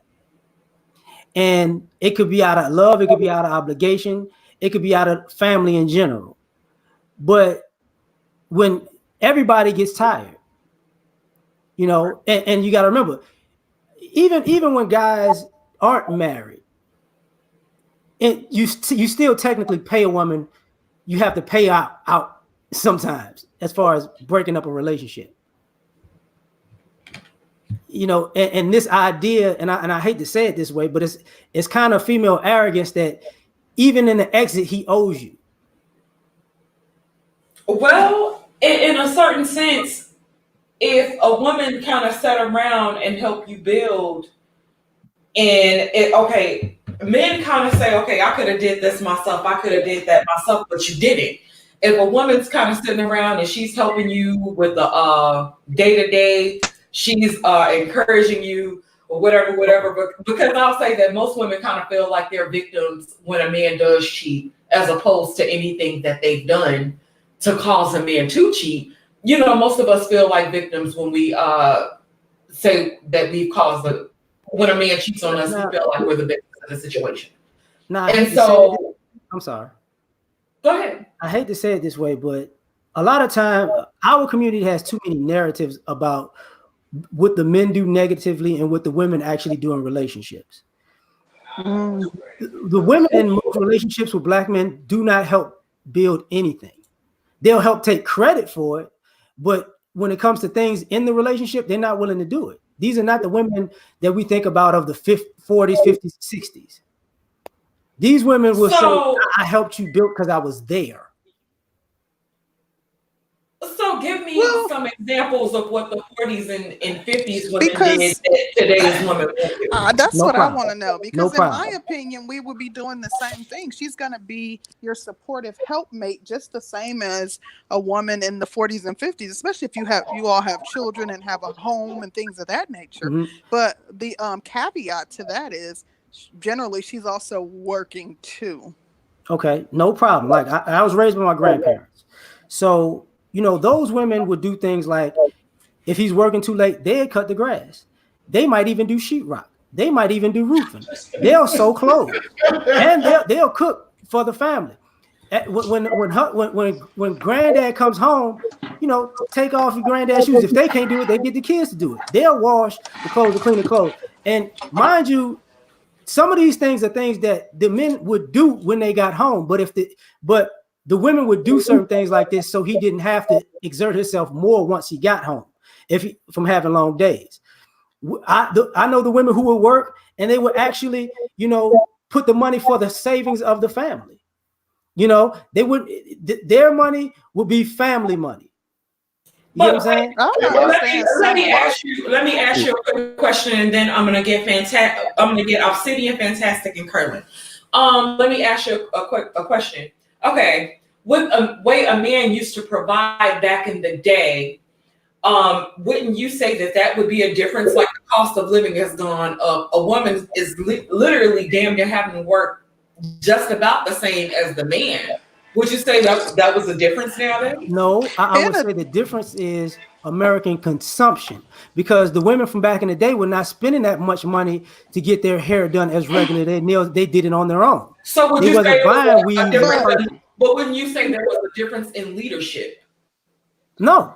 Well, and I also do have to say, like, I understand some of the things that you were bringing up. I agree with Danielle's point that there does seem to be a difference. Most homes require two incomes to stay afloat, but most women who are married, they're still coming home and after working 40 hours or more, just like their husband, and you know, taking care of the domestic duties inside the home. Now, I say this because I got female friends. I'm sorry, Fantastic. I'm sorry, old man and Curlin. I'm gonna stop after I say this. I work outside, and I've dated a lot of women who work inside, who try to tell me I work just as hard as you, and I'm looking at them like, seriously? Listen, you can work. Everybody knows in America you can work 40 hours and not do much. And that becomes a problem where we're in a society where people believe that And I hate to say it, women, y'all actually do this to yourselves. Y'all on the phone, we see more women working on the phone all day that's not work related than anybody. So we don't look at women working 40 hours or 50 hours and 60 hours as work, because even when you work with women, you have to help women and do them a favor and cut down their time and do extra, and you're not getting paid for this stuff. I don't know, because regardless, most corporations or most companies have some sort of level of production. So our the type of work that we might do may be mental, whereas your work may be physical. But we're not able to just shop online all day as opposed to actually working. There's some output, and there's generally some sort of calculator to verify the output, of your work. No, there's mental work when you're doing physical work. No, that's definitely mental. There's definitely mental involved in the physical, especially if you, in the most cases, where if you're it's intense labor, your actual life is on the line. So again, I mean, shout out, LAR brought up a real good point that, I mean, not only add to like the quote unquote gender war or whatnot, but I've had the same conversation with my wife where she feels like, oh, I did the same amount of work you did, and so on and so forth, but you've been shuffling papers all day. You know what I'm saying? I'm like, no, there's no way you're gonna tell me that you're in an air conditioned space, you know what I'm saying, picking up papers and walking back and forth from the printer, and it's gonna be the same as me working Y'all outside. are really downplaying us, like really. No, we're not. A lot of black women do make work anyway. So I mean, but that's what I'm saying. You're saying we're downplaying you, but again, you're still not. So Concrete Rose. So Concrete Rose, you would equate a man that's working outside doing hard physical labor in 100-degree weather to the same as a woman that's sitting in a desk job doing work for 8 hours. I think that it's two different things. They see it as greater. No, I think that it's two different things. But my point is that she's not home eating bonbons all day or taking care of the children. She's on the job playing around with Facebook. Oh my God. A lot of these broads are affirmative action hires. That's what they are. I mean, but is that the broad's problem that she's an affirmative action hire? I mean, no, the problem is her equating it to a man's hard labor, though. Exactly. Just like we have women in the office, there are men in the office who do the same shit. Yep. Not nowhere near this fool said. And I can promise you, in my line of work as a 22-year union man, first day on the job, watch the man die. I can promise you, ain't no affirmative action there. You want to know why? Because if you don't get the job right, somebody ends up dead. But women are probably doing that role today because women are fighting to be firefighters, to do everything. Let me get into this real quick. We brought affirmative action and brought a whole bunch of broads on my job that didn't last a month. Let me say this. My bad. I'm gonna make a more broad point about this. The work ethic between a man and a woman. Here's one of the problems. You can't say, if a man says I worked all week, right? He still has to do his job in the household. These women are saying I worked all week and now I'm too tired to do my job in the household. His job in the household may be cutting the grass every 2 weeks. Her job is daily. She got to do laundry, take care of the kids, clean up, cook, wash dishes. Hold on, Concrete Rose. Quick question. Concrete Rose, if you're a single mom, what are you doing? Hold on, Concrete Rose, if you're a single mom, what are you doing? Okay. The same shit anyway, right? That's totally different. Okay, well, you have somebody, so you shouldn't have to do everything on your own. Well, no, you still have a woman. You have womanly duties. You still have a woman's. I mean, I know we like to try to get away from this, but I can break down to you what a single mother does if that's what y'all want to know. But what would a single father do? Look, I've been a single father. I know, and I can break down what a single father does. So. Exactly. I can tell you what a single father does. I've been a single father. Would you say that it's hard too? Or would you say being a single father is hard or is easy? No, it's not that hard. To be real with you, and I've had people have this argument with me. It really wasn't that complicated. And at the time, they were 5. They were 4 and 5. So I had 2 4-year-old twins and a 5-year-old. Y'all really downplaying the woman's role. No, I'm not. How are you telling me? How are you telling me? I'm telling you. I'm telling you. We're not downplaying the role. Let me give you the full context. I'm just simply saying that in order to be a single mom, you got to receive something hard. Shut up, obstetric. But no, let me give you the full context. This was back in 08, 09 or 09. Yeah, one or two. And I was working literally 10 to 12 hour days, 10 to 12 hour days. Had to get up in the morning, take them to daycare, get them from daycare. Of course, come home, cook, clean up the little stuff they done messed up, get them ready for bed and all this other stuff. After working a 10 to 12 hour day, then on the weekends, still find the time to go, do activities and do fun things, make sure they're having fun and doing all this, that, and the other. So it's really, really overrated when I hear. That's why I don't have much sympathy. I don't have much. I'm serious. Wow. I don't have much sympathy for a woman when she tells me about how hard it is to be a single mom. Sure, I'm just like, okay, I did the shit. Wow. I can attest from was one of the things that becomes an issue. Once you get a schedule and structure down, it becomes easier as it goes.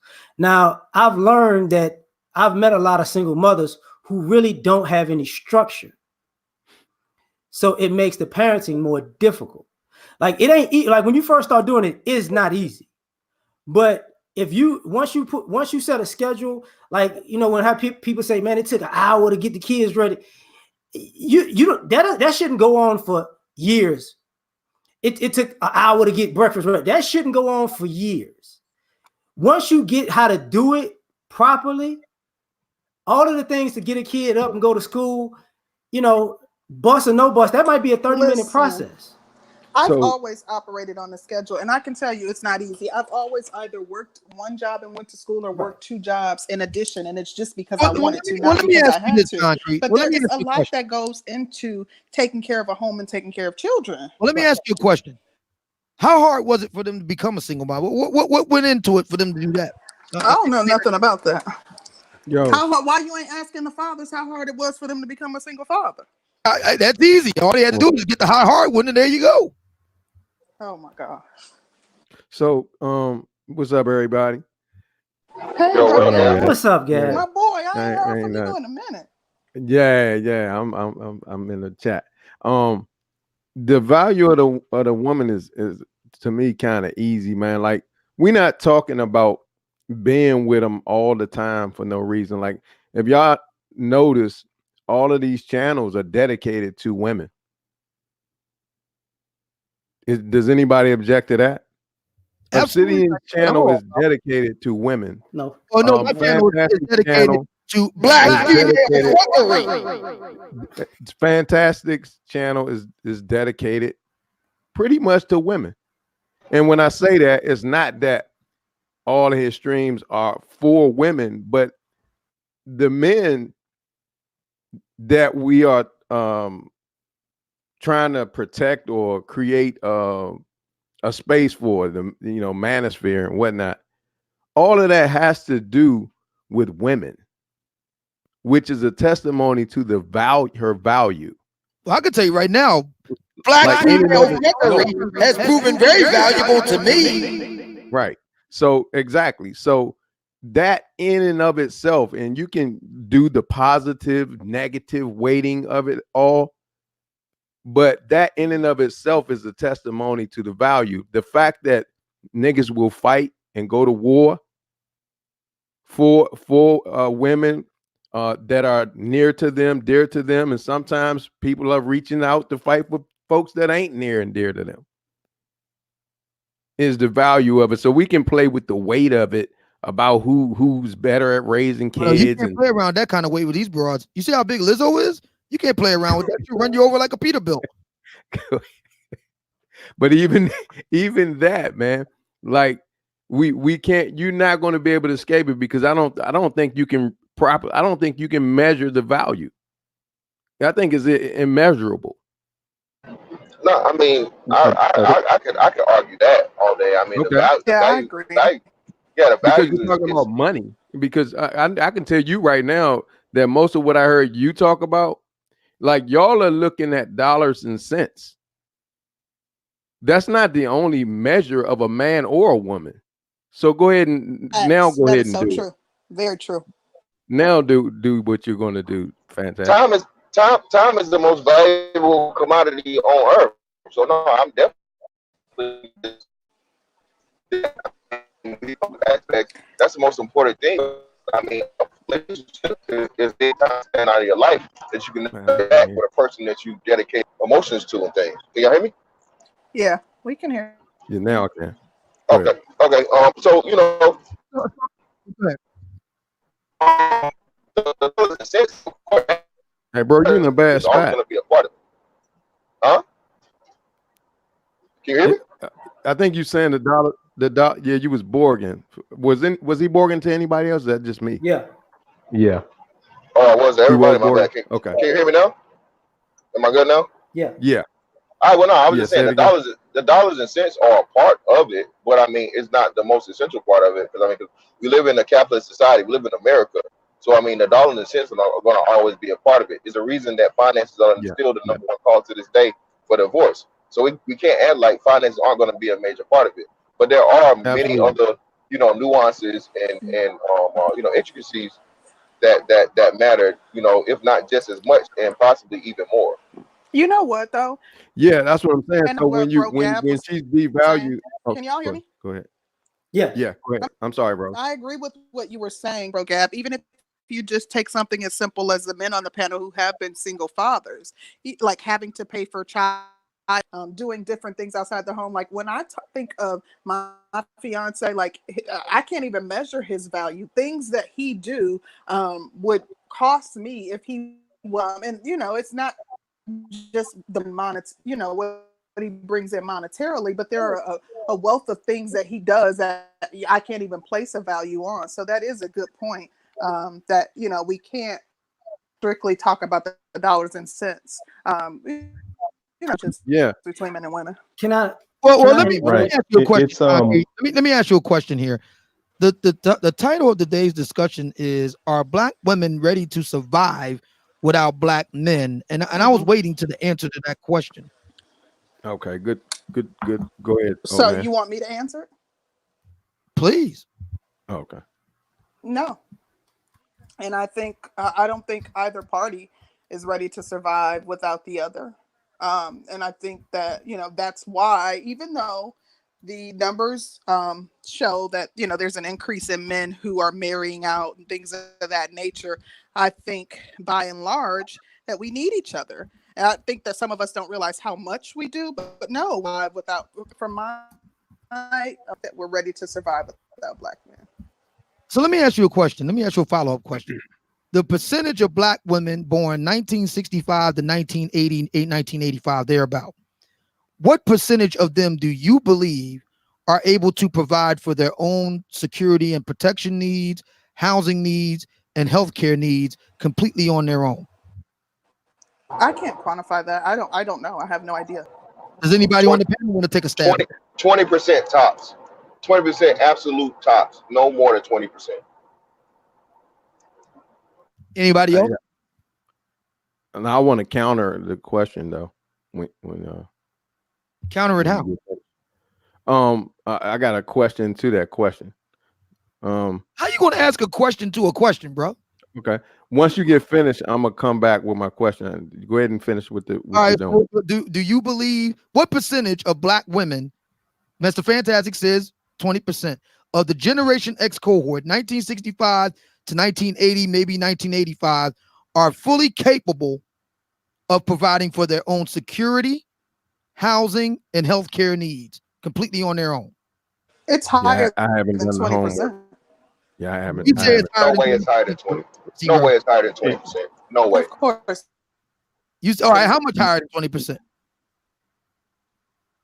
I had to put a number on it. I would say minimum 40%. So Mr. Fantastic says 20%. Concrete Rose says 40%. We haven't heard back from Danielle yet. Hey, Curlin, what do you think? I'm gonna go in the middle and say about maybe 25-ish. And I kind of know where you're going. There's a lot of factors to it, but roll on. Okay, so 25%. Gab is punted. The general's up here. What does he think? Okay, so you said from 1965 to what year? 88? 1980, 1985, thereabout. All right. So Gen X ends in 1980. I would tell you that number would be considerably a lot higher than 25%. I would tell you that I would have to go around 50 to 55% of those women. Why? Because they came up at a different time in the era. So after 1980, I would give you, after 1988, I would give you that 20%. But from 65 forward, you got to remember, that's when a lot of Black women were going into the workforce by and large and going into the education field. So there are a lot of sisters from that age. You're talking about the 50, 40, and 50-year-olds. So most of them are career women. Most of those are your school teachers. Most of those are in, other clerical forms of work. Most of those were around the time when you could work a job for 30 years and retire. Most of them are in the state jobs. Most of them are into federal jobs. Most of them work for post office, shit like that. So that number will be about 50% from my personal experience. That's what I know, because I have to look at the men in terms of that and do a comparative analysis. So I would say about 50% from 65 to 88. Now, 88, after 88, that number falls down to that 20%. Okay. I'd say that the real number is closer to, of everybody on the panel, I'm inclined to agree with Mr. Fantastic. At best, 20%. And the reason why I say that is because Black women in the last presidential election, 95% voted for the Democrat Party. 95%. And that is the welfare state party. That is the Big Daddy government party. And that is what Black women want. They want health You know care, what? security concerns, and housing concerns paid for by the government. Lots of Black women work for Big Daddy government. Lots of Black women don't save their retirement. Women being able Lots of Black women are big serious spenders. Lots of Black women are in serious debt, to wit, sturdy Stacey Abrams, over almost $250,000 in school and consumer debt. Black women carry the highest school debt of anybody in the nation. Black women spend on average $3,000 a year on Wookiee weave, etc. et al. So, okay, I think that Mr. Fantastic is closest to the actual number. At best, 20% of Generation X Black women are fully capable of taking care of paying for their own security, housing, and healthcare. I wanted to wit, and the whole real quick, and the net worth of at a negative now. Remember, Black women have a negative net worth. Here y'all go. Now too. Okay, Well, we ain't about to bash Black women. That's not what we about to do. Why did Bro Gab leave? I wanted to hear his point on his follow-up question, but no, I understand the point that you all are making, and I think that it's subjective, quantifiable. Met that voting for Democrat, a lot of people vote for Democrat out of habit. Like, that's the party that Black people have always voted for. Like, out of it's their ignorance, not necessarily because they want a handout. And let me ask you a quick question, Fantastic, because I noticed that a lot of Black men especially tend to bring up the wealth. Go out and come back in. Okay. A lot of Black men tend to bring up the wealth of Black women, but I never noticed when Black men state their own statistics as to how it pertains to what their net worth is. So what is Black men's net worth? It's astronomically higher than Black women's, though. What is it? But you're not giving me specifics. I want specifics. I don't know it off the top of my head, but I can tell you it's exactly way more than $0 or a negative. But you can't get on and that's the problem with a lot of us, because we'll kind of go on and kind of go off of what we heard or. Well, it's not we heard. I actually seen the data. I seen that data with my own eyes. So it's not anything that I heard. I've actually seen the data. On the blackdemographics.com website. Yeah, so that's what I'm saying. So. Okay. Yeah. Not only that, we can quantify. Drop the link in the chat. We can quantify all of these things the same way Black women like to. We can measure all of these things with regard to Generation X Black women the same way Black women love to measure that big juicy cock. We can measure it. We can measure the school debt rate. We can measure the consumer debt rate. We can measure others' expenditures. We can measure Black women's what they say the reason why they support the support the Democrat Party.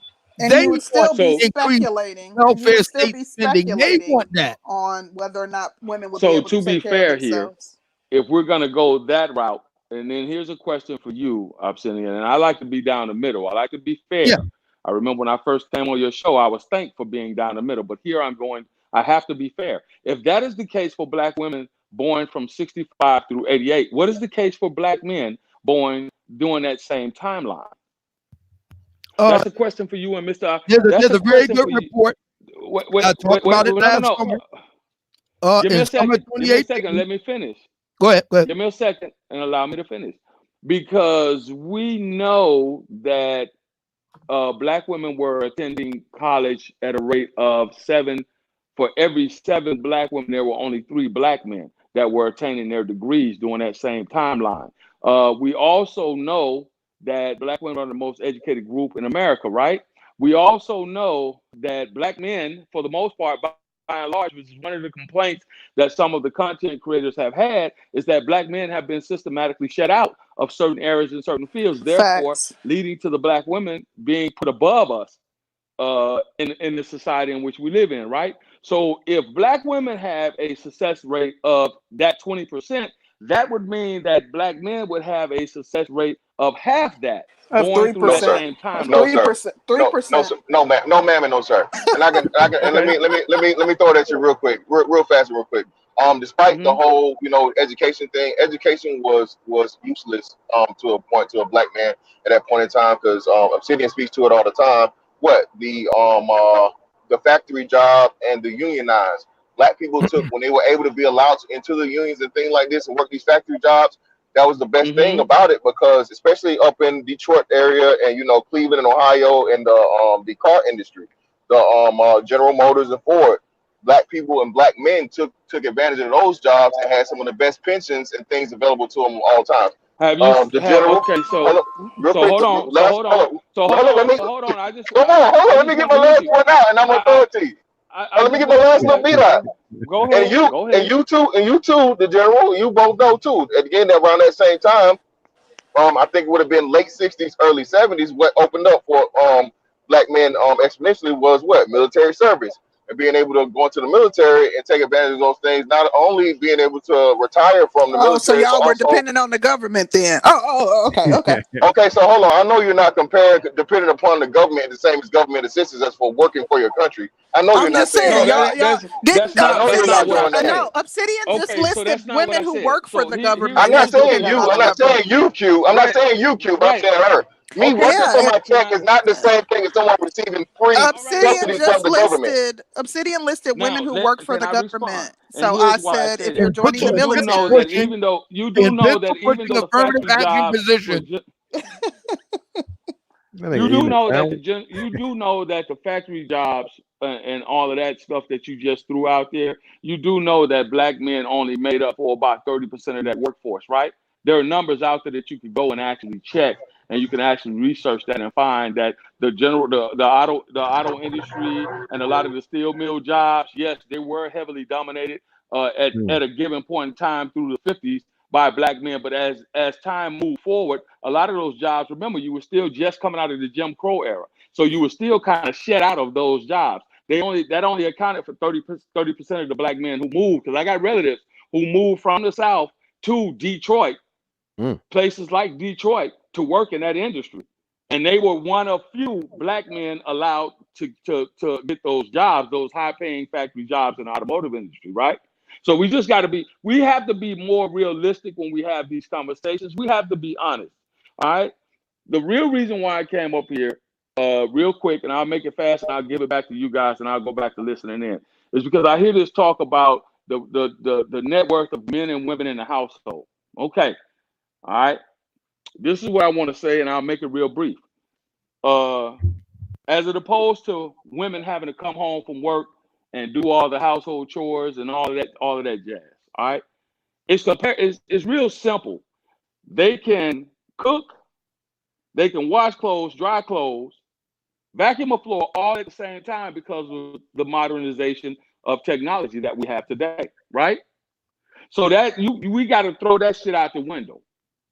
It goes out the window. There's no excuse. I got a 20. My house is about 27 square foot, 2,700 square foot. I've been here as a bachelor on my own. I cleaned this whole goddamn house up in less than 4 hours. That's after coming in from a 12-hour shift in the not military. Everyone has those luxuries. That's Some after. women still So have to wash laundry on their beat the hands. rugs, hang the rugs out. Some women do. Hold on, who the hell got a washboard in 2019 concrete walls? You don't get the fuck out of here.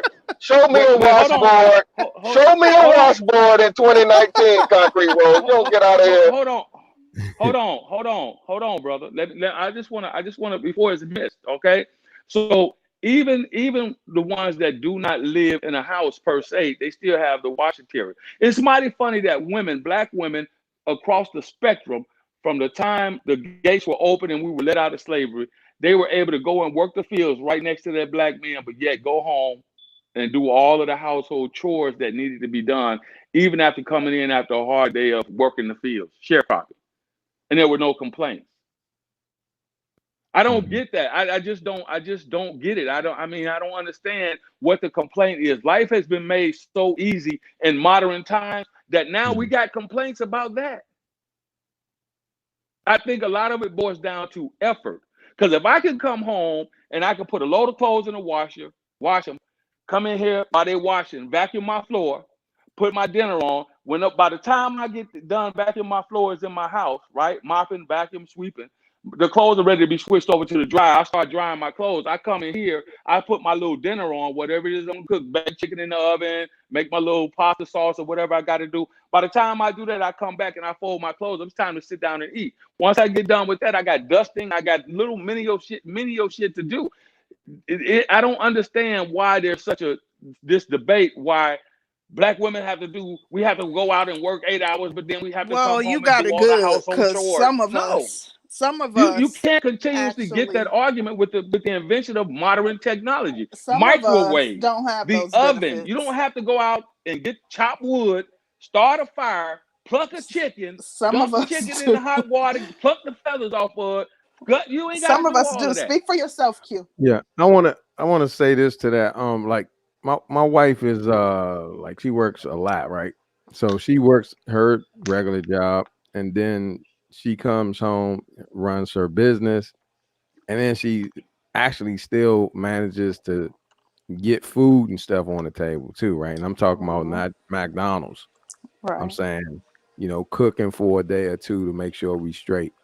And I'm gonna be honest, man. I work a full-time job, and I help her with her business, but I don't have the energy, or I refuse to do the rest of that shit that I see her doing. Like she has the it's almost like she's doing it just simply because she has to do it, but it does wear her down and wear out, so she requires help. So I try to position myself and say, well, I'll do this, but I could not do all that she does every day. Come home and fix dinner. Why don't you hire a chef? Say it again. Why don't you hire a chef? But guess what, though, Gab? That's an added expense. Yeah, like if you were a single man and you were a single father, you would have no other choice but to do these things if you want to have a certain standard of living. Yeah. If she were a single woman with a child or 2 kids, she would have no other choice but to do these Y'all things. steady want to downplay. Let this man give props to his woman, because he understands how hard her job is, and I appreciate you really coming up here and saying that. You would hire a chef.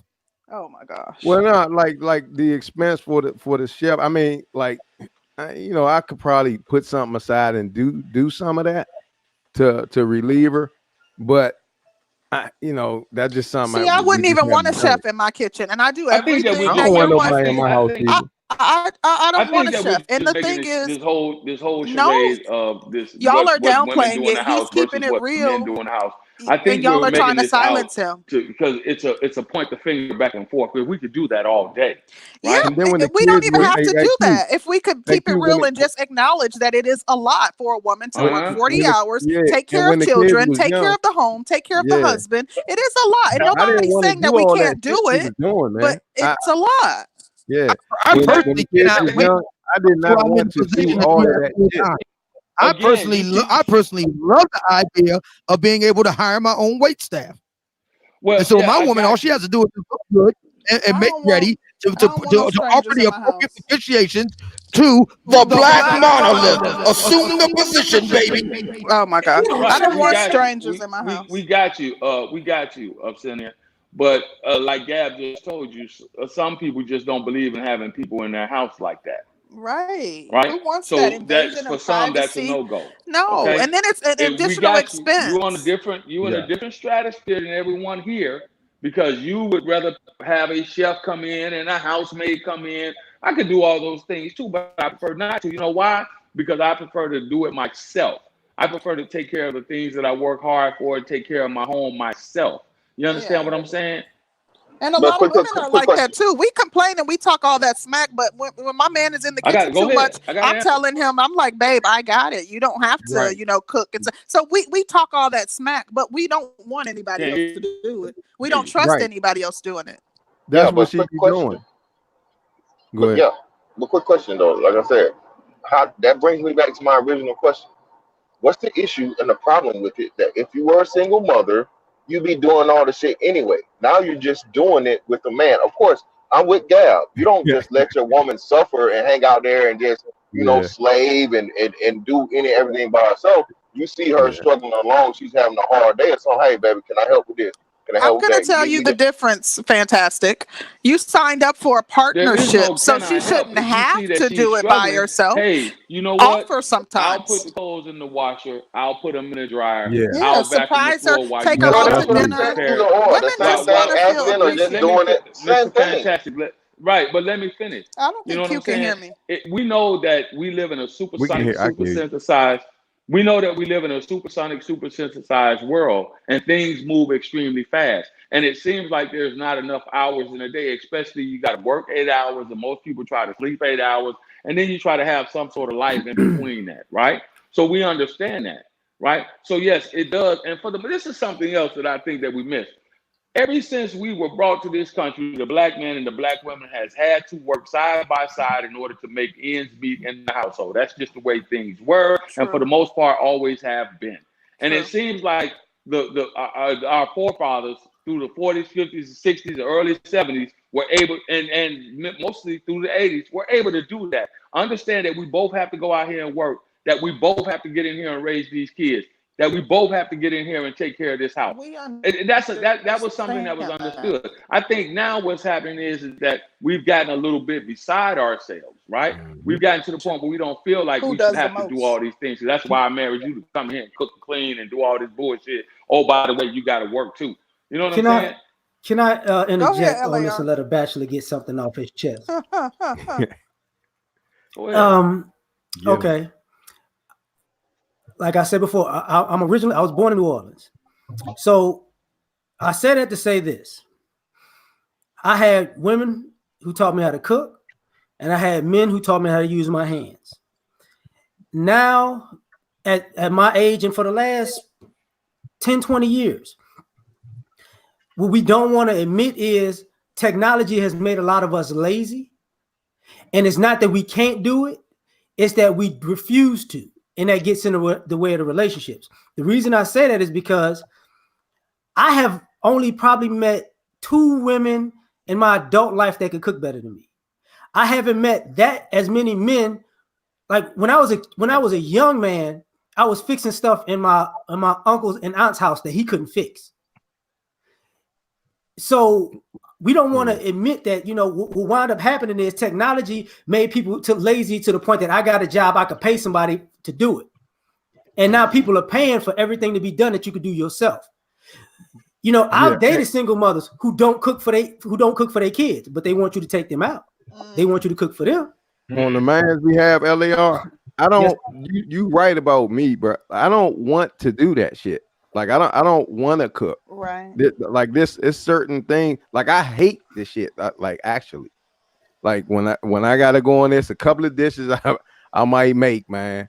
And even those if nights I gotta set my mind to the shit, and I'm acknowledging that my wife, she sets her mind to that shit with it seemed like it ain't nothing. It's just a part of what she my does. mother did the same thing. I watched all the women of my family kind of do this shit, and men, like, I know I would come home for a long time, bro. I wouldn't even offer to help do shit.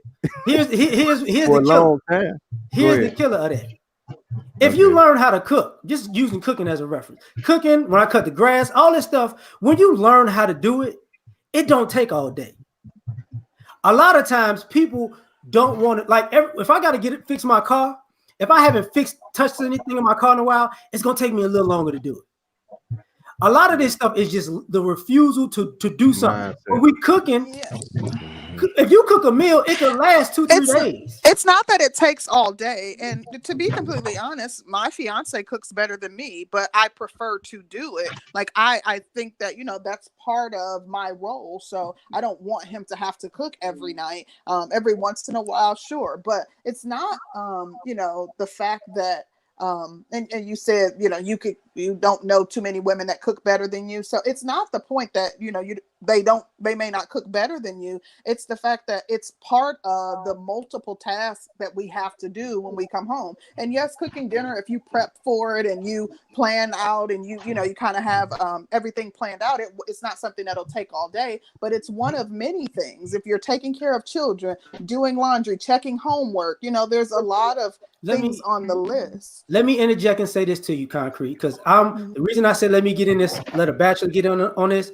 People who are in relationships and in good and healthy relationships, they don't realize how many single people, and I'm speaking as a man, how many single women don't cook for themselves, don't clean up after themselves, but they can be on the phone the whole time that their kids are hungry. Like, a lot of times we say these people are working hard. You don't look at these people in their downtime, what they're doing. Absolutely nothing. Right. And this is where the problem lies, because what guys are saying who are single dating women, it's not that we understand you got a job, but here's the thing. We see you ladies in your downtime, and we see you're choosing not to do anything. And that's where the laziness occurs. Yeah, I mean, and I understand that, and I can't that's a ball. I see the ball popping. I have friends who have children and friends who are just single and they don't cook. Like, I have a friend who, she goes out to eat every day of the week practically, and there's maybe a different guy taking her. So I do have friends who don't cook, and that's not, I'm not saying every woman does. She's not a dinner whore, is she? Yeah, that's what that is. I guess you could consider her that. Food dates. I wouldn't consider her that, because she goes out with guys. The guys who take her out to eat, she's not interested in them like that. That's why we call them that. That's why we call them that. Okay. Because like that, you think about it like this way, Concrete. You become okay. If I was, I don't even know how to reverse this, but think how lazy you got to be. I don't want to cook so much that I'm gonna go around people that I don't like so I can get a free meal. That's horrendous. Horrendous. It's not necessarily that. She doesn't like to cook. She doesn't like to touch meat and all that stuff. But she may like their conversation. She might not be interested in them, physically. She might not, but she may like their conversation. They may be funny to her or intelligent or. That's what the girls used to do when I was in college when they wanted a free meal for their roommates. No, I feel you. You're speaking of like real live action dinner whoring? I mean, if that's what you want to label it, I guess. Yeah, dinner whoring, like where you purposely go on a fucking date to eat with a guy you have no actual. The difference is she doesn't lead them on. She'll tell them, "Hey, we cool," but like she doesn't lead people on and say. Before she accepts the dinner. Yeah, what is she saying? I just want you to take me out to eat. No, she doesn't. Let me answer. She may not there may not be an instant attraction, but even after they date, she may say, "Oh, well, I don't know, I'm not really feeling you like that," but they still want to be her friend, and they'll still continue to take her out, even though she's let them know that. Okay, I know what went on. I get it. Okay, yeah, it's not it's simps. She's cute, and also she's saying just enough not to get a second date. Yeah. That's what this is. Like, look, She I rubbing got the a lot vagina of across their homegirls. mustache. Right. She's saying just enough to get it, I need to get to know you a little bit. Like I'm now. No, she'll maybe. tell him like you cool, but I don't know. I ain't really feeling you. Like she's very blunt. And, No. She's telling you that she's telling them that. Like, She's I telling know you I've been that. around That was she her telling with you. She ain't guys telling. that are friend zone that just like being in her company. She's Ain't that like many she's steps a out here life like of this the in party. 2019. I don't believe it. Unless your friend is that fine, unless your friend is just some She's an fucking attractive diamond fine girl. shit, I doubt it. She She's a an 10 attractive or she girl, like an 8 or very better? curvy, Is she an very 8 or better? attractive. She's an attractive girl. I don't believe it. Ain't that many steps out here. Oh my like that. gosh. Okay, but what was the who else wanted to chime in? She What did you lying. say, Roger Report? Usually how women operate. So You're Borgin. You're Borgin. Oh, you know what? Can I add something to the topic real quick since he's Borgin? Go ahead, because we can't hear him. I know it's gonna sound weird that I say this, but I think when it comes to the topic part, I think the men feel like we could survive longer without the women than the women can survive without us. Really? Hands down, without a doubt. Because that's a good spin on it. Yeah, we've been like at a certain age, we've been groomed to say the women don't believe in us, the women don't respect us, the women can do their own thing. But on the flip side of that, you didn't realize how much the men started doing on their own. Listen, I know we can't survive without y'all. I understand and I acknowledge the fact that men are the hunters, men. Like we need men. So maybe you have a point. Y'all might be able to last a little bit longer than us. Concrete. I'm not even talking about the building part. Think about it. Like, okay, when this plays out, a minute say, okay, let me get this right. I don't have to. So if I don't need a woman, I don't have to take women out. That saves me money. I can cook for myself. That saves me money. I don't have to have a second person to worry about. That saves me time and money. I can focus. Like a lot of the stuff that men do, women forget that men are very giving. Mm-hmm. And a lot of the things that we give to you, when we give it to ourselves, we got more of it. Yeah, but men require more physical touch. So I think that in that respect. Yeah, but you can buy that. He can buy that. Okay, so therefore you need a woman. Hello? No, but you don't need a black woman. That's any woman that's willing to buy, willing to sell. Okay. That's any woman that's willing to sell. So I mean, again, you go into this whole thing of as per the topic, are black men ready to, is it black women ready to move on without black women? Or can we survive without black men? I want you. I'm gonna ask you a question. No, I'm sorry, Fantastic. Do you know how many women are on dating sites and social media selling their bodies? Right. So y'all would have to go with non-black women because we're no. Oh, black. He said black. He said black. Like do I know how many black women? Do I know how many? No, I have no clue. Probably more than I would ever believe. It's a lot. Yeah, it's a lot. It's a lot. And a lot of times we don't even talk about it, but there's a lot of sisters out here who are just up for have a clearance. Looking for $40. They looking for a $40 holler. Yeah. Okay, but in that case, if it's a black woman, you're not surviving without black women. But that's again, that's doing it. It's probably women you know that are doing. No, that's definitely women that you know doing it. It's just not letting you know. I promise you, at least one woman you know is selling her body for cash. You just don't know about it. No, that's how prevalent it is. Ninja Assassin, if you want to chime in, I'm sorry. I didn't mean to ignore your presence. But yeah, feel free to chime in. I will. Give me 1 second. Sure. Roger Report, were you trying to say something? I think your phone is better. Well, what I was saying is when it comes to women selling.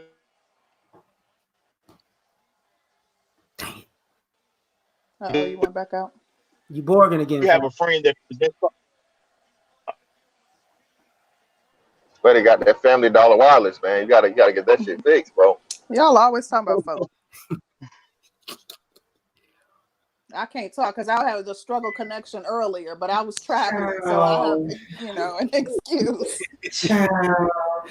I was really struggling. But go ahead, Danny. Were you trying to chime in? No, I'm just trying to get everybody in and out. So if I'm rotating y'all in, it ain't nothing personal. I'm just rotating y'all in and out. So I'm gonna step back out, and I think I'm gonna let Gab back on. And okay, cool.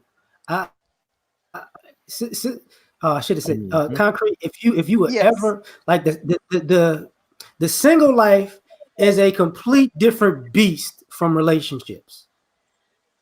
Completely different beast. Yeah, because, and I've almost always been in relationships, so I don't know a whole lot about what's going on in the single. Because it's the quote unquote hookup culture. Mm-hmm. You got to take everything people say with a grain of salt, because it's just like being online. They can be one person in your face. Mm-hmm. People are catfishing their sexual lives. You get what I'm saying? Yeah, I get you, but females are pretty honest. Like the thing is. No. How many women? Hold on now. Hold on. Concrete Rose. Hold on. Quick question. Concrete Rose. How many women you know that's done admitted to you that they selling that cat? None. But my point is. All right then. So hold on. Wait. Listen to what you just said. Now you said none. So you said you 0% of women have admitted to you that they selling that cat. But you know for sure that there are women out here selling that cat. Wait a minute. How many men are admitting to buying cat? That's a real question. A lot of them. It's a whole tricking. It's a whole tricking division of the manosphere. It's a whole It's a whole tricking division of the manosphere. Really quick. Dudes that tell you they don't mind buying it. Really quick, the reason that I say women are honest is because they divulge stuff that you would be like, wait, what? You actually telling people that? So they tell stuff that is very personal and private. They share that with their girlfriends. So that's why I say they're honest. No, ma'am. No. Very few women, unless you're in a gaggle of whores, no one is going to fucking she's not going to expose her whore activities. You know what? Her non-whore friends. I got it. Concrete. You know, you remember. Thing up. I'm sorry. You remember the girls that you wouldn't want around your man? Oh yeah, I have a few friends that I wouldn't want around my man. They've learned how to not say the things that makes you know she ain't coming around my man. See, we pick up on it because we like, oh, okay.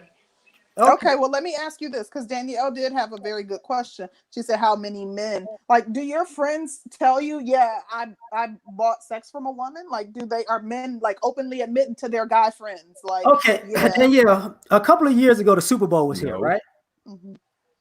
So my homeboy buys a place, and I'm using this because it's so long ago. My homeboy buys a place, and he's talking. He's like, yeah. She said she's gonna need 3 roses, because I don't know if you notice, like certain things online, there's a certain cash talk that's not cash. Okay. So when you see those little emojis, those emojis mean this and this for money. Oh, I gotcha. Okay, no clue.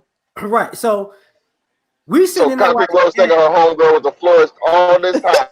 She's not a florist. She's not a florist. So we're sitting there watching the game. Next thing I know, chick comes. Okay, no big deal. Chick goes upstairs with the guy. They're like, okay. She comes down. He says, well, listen, we still got 30 more minutes so she can twerk for everybody. So that's what she did. This is like some dark web stuff. No, it's like some Instagram stuff. I got my point that I came to make, y'all. I'm sorry, y'all was talking about some shit. That's old man Gab, bro. That's the old nigga. Figure it out, man. But hey, real quick, Concrete Rose. Yeah, man. You didn't know what link in bio means, Concrete Rose? Link in bio on the Instagram? Link in bio means that you're Instagram model or Instagram. But wait a minute. No, how you a model with no contract? How you a model with no official link with in no bio not linked to any not official mean that you're selling your body. Come on now. Booking info. Booking info. My bad. I said not legal. Yeah. No, booking info does not. Booking info is cool. I'm selling this cat. No, for the right booking price. info means if you want me to do a club appearance or No, something like ma'am. No. Again, Yeah. booking info. Say it with me now. Means Hey, I'm Rose, selling accept the this cat. situation, Rose. what you say, bro Gab? Bro Gab, they Accept lying the on the black. situation. They lying on the black sisters. Oh my God. I mean, look, Break it I down, can't accept. fantastic. I can't Break it You accept down. are that. Concrete Rose. You are an admitted square to this fucking selling cat lingo. Accept it. We trying to let you know. We trying to let you know. All these years, your homegirl talking about, girl, yeah, he gave me 120 roses. You're like, damn, girl, what's going on with him? And you thought she just no, she motherfucking selling that cat. Oh my listen, gosh, please. the modern day, let's just say, the modern day thought speaks in double entendres. If you hang around enough guys, you start learning the double entendres. You saying booking info means she's flying for clubs. That does mean that. And it also means she's flying for Johnson. Oh my God. It's a double entendre. See, no, you know what? I don't like when y'all do this type of stuff because now y'all have everybody's side. I am black women that have that in their bio and stuff. And you guys are listen. I know about them all together. How long do you think I've known about the girls flying to Dubai to get paid and get ran through, and then they get their money confiscated? No, I'm just saying. The reason why they're able to do that is because they figured out the market here. You know, I think that's a special select group of women. I don't think. Yeah. Which one? one? I mean, I'm trying to tell you this: the single life is a completely different beast. There are vastly more single people than they are married people. So the select few you talking is part of the 75% majority. Oh my God. Bro Gab, you were trying to chime in. Nah, nigga need to drink some ginkgos or something. What they call that shit. Bro, you see, Bro Gab You motherfucker changed the goddamn subject. I'm sorry, Gab. We done went I to was surviving without black man. When I remember the shit, I'll raise my hand again. God damn it. Sorry, hey, Ninja Assassin, have you ever heard of the stuff that they're talking about? So sorry, can you enlighten me? I was in and out. Why can't I hear her? Oh my gosh, this string. Can you hear me? You can't hear. Yeah, I can hear. I can hear fine. Concrete just can't hear you right now. Hold on, let me get sorry. I'm sorry. No, hold on. Let me get my headset. Hold on. Oh yeah. No, we can hear you. Concrete. I think it's just concrete. You're good to go. You're okay. So y'all talking perfect. about prostitution? What y'all talking about? Yeah, selling that cat through social media. These IG models selling ass. Let me ask you this question first, so we can kind of get back to the topic. Okay. My God. The topic was: are black women able to survive without black men? Do you see us surviving without black men? Honestly, no. I feel like black men, in my opinion, they're the leaders. They lead. We follow. Not mean like slave wise, but like they lead the household. We follow. I feel like we need them and they need us. I think it goes hand in hand. Like even though I heard somebody say earlier that times have shown that men can do without us. I honestly feel like we need each other at the end of the day. Unless you can show me some stats saying that black men can survive without having a woman. I social know spending have that for men as it is for women. Wait a minute. Social spending by the government is at least half that of men than it is for women. Women are expensive, especially as they age. That's the reason why I mentioned the Generation X cohort. Thank you. So you're saying that men can survive without women because we're expensive? That's your argument? I'm saying that men are less costly to maintain. Okay. And yes, I am saying that a man in today's world can just do up the calculations and come to the very simple conclusion that it is much cheaper to keep her, not to get married, unless you're looking to have children, and even that you can outsource, or you're looking to deal with a business proposition. Furthermore, hold on, you got to keep it contextualized. Black women, again, a black man can pick any other woman other than the black woman to go ahead with and do that, because again, black men are wanted in the sexual marketplace and in the dating marketplace at a higher rate than the black woman. No, you was right. In the sexual marketplace. If sexual and dating and marriage and marriage. Y'all are yes, fetishized. There are more married black men than black women. Yeah, because black men propose. Well, no, they still have to accept the proposal. Motherfuckers get denied every day, B. But either way, back to black men are choosing to propose to non-black women. But they don't have to accept them. But anyway, let me just over 80% of black men are married to black women. Yeah, 89%. Go ahead. Actually. Fantastic. Again, if black men were to leave and totally say, "Hey, we're not fucking with y'all no more," you'd have nobody to fuck with.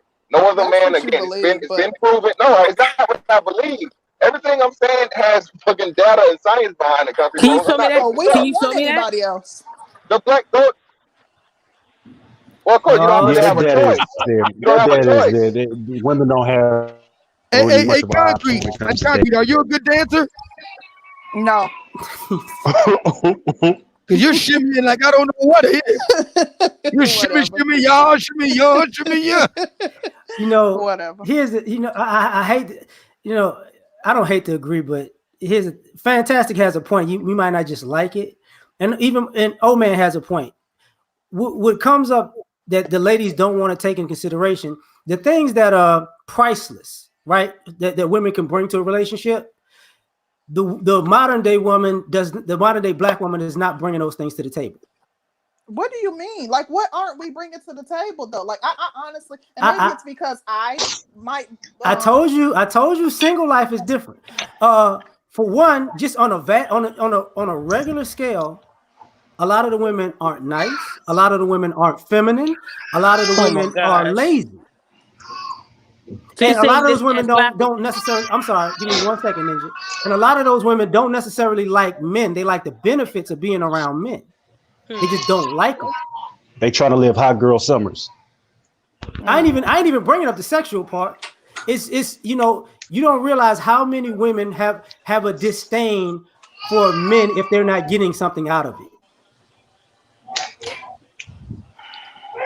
Well, I'm not going to argue with I get the fact that black women are not. Go ahead. Can I ask a question? And I'm not trying to clown nobody, but how many people on this panel are actually married? Can we answer that real quick? Just wanted to ask that. Mr. Fantastic. One. Well, one now, okay. But like I said, I'm talking for bachelor life. I'm just asking a question. A simple question. How many of you guys are married? Fantastic. Me. Who else? I'm actually married, and I think Bison. Aren't you married? I'll be there August. I guess I'm the how resident. many of you guys are married to the same race? A black woman? I guess I'm the resident confirmed bachelor here. And LAR too. Of the world unite. Are you guys all married to someone other than your race? No, not me. So black women all the way around. Well, mine is Nigerian. So I mean, no. Good plan. His wife is Nigerian. The reason why I asked that is because I know personally over 40 married couples, and they're all black, married to black people. Okay. Where did she go? Oh, she got that cricket.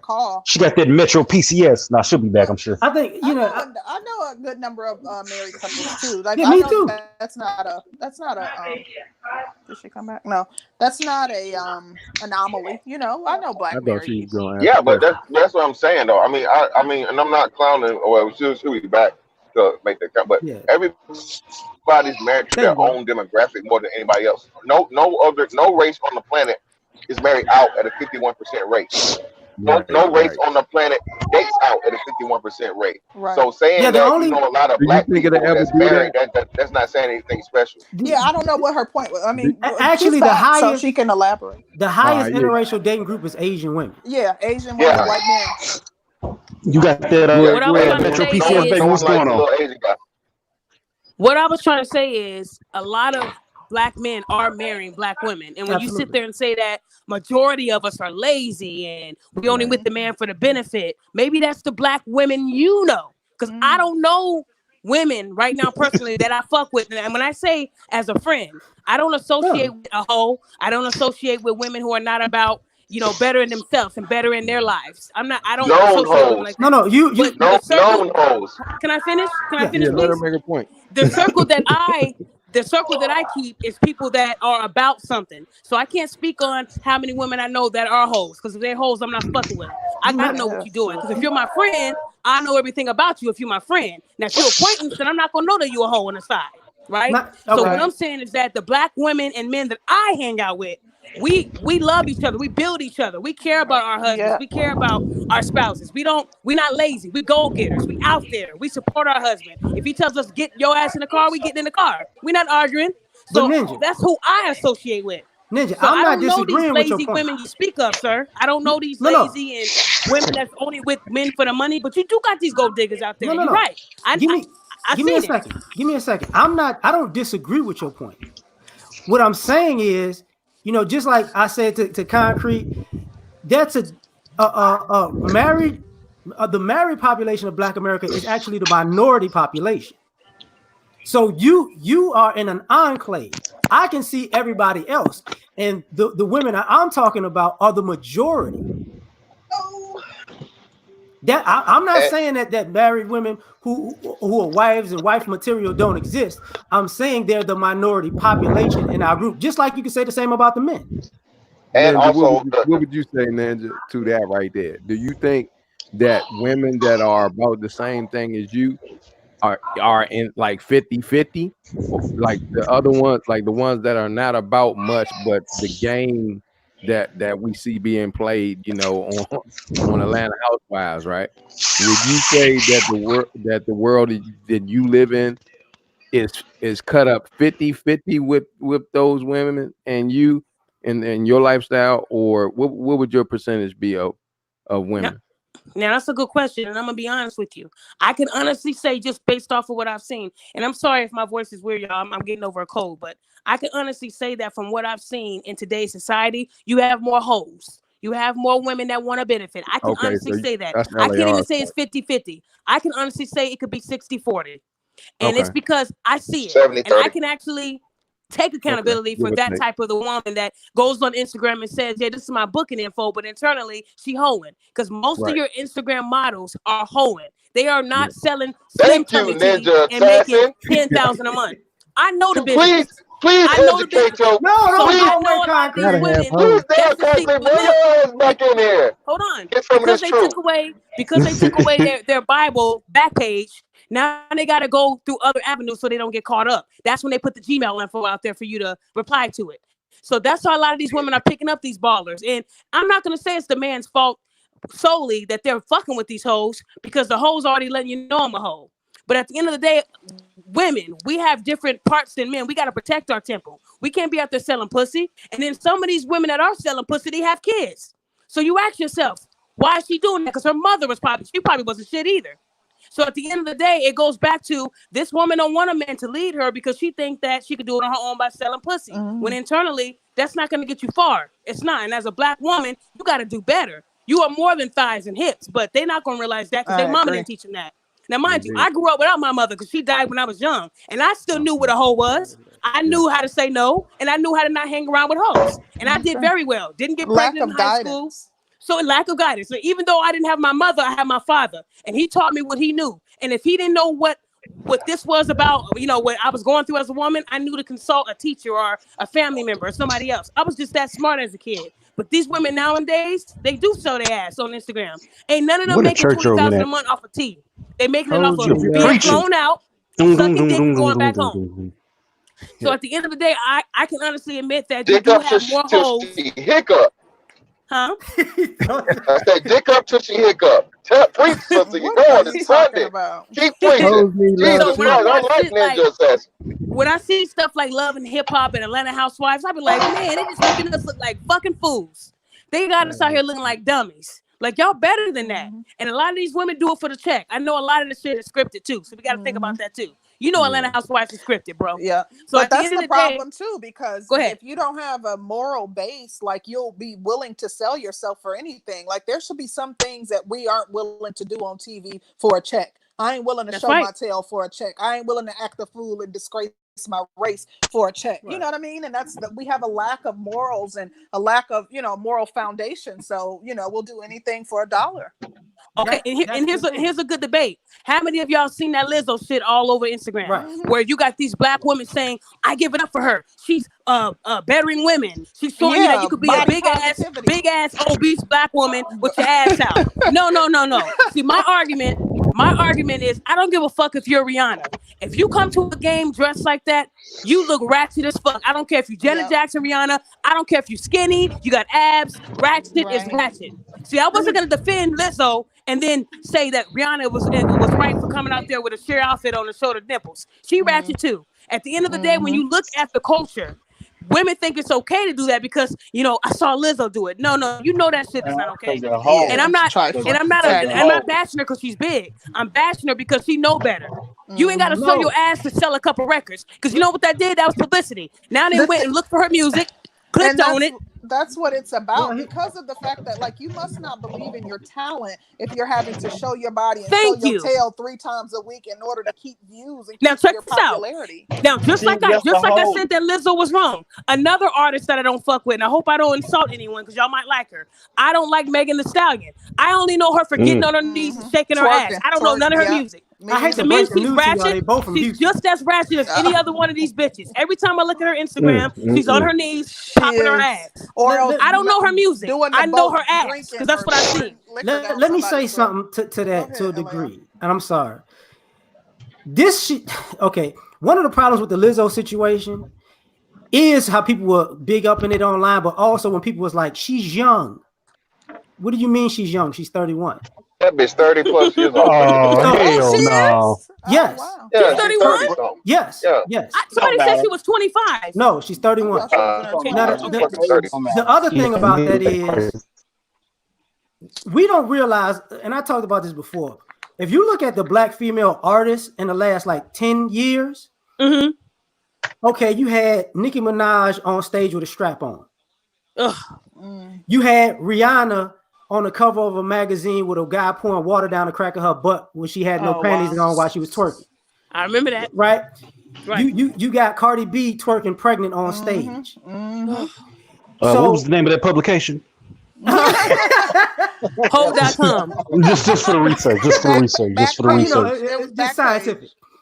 She said backstage. But the reason I even brought up Houston is because people don't want to admit this, but there are a lot of women who worship Beyonce to the point they try to take it up a notch sexually. Beyonce did a lot of thought things, but she kind of toned it down.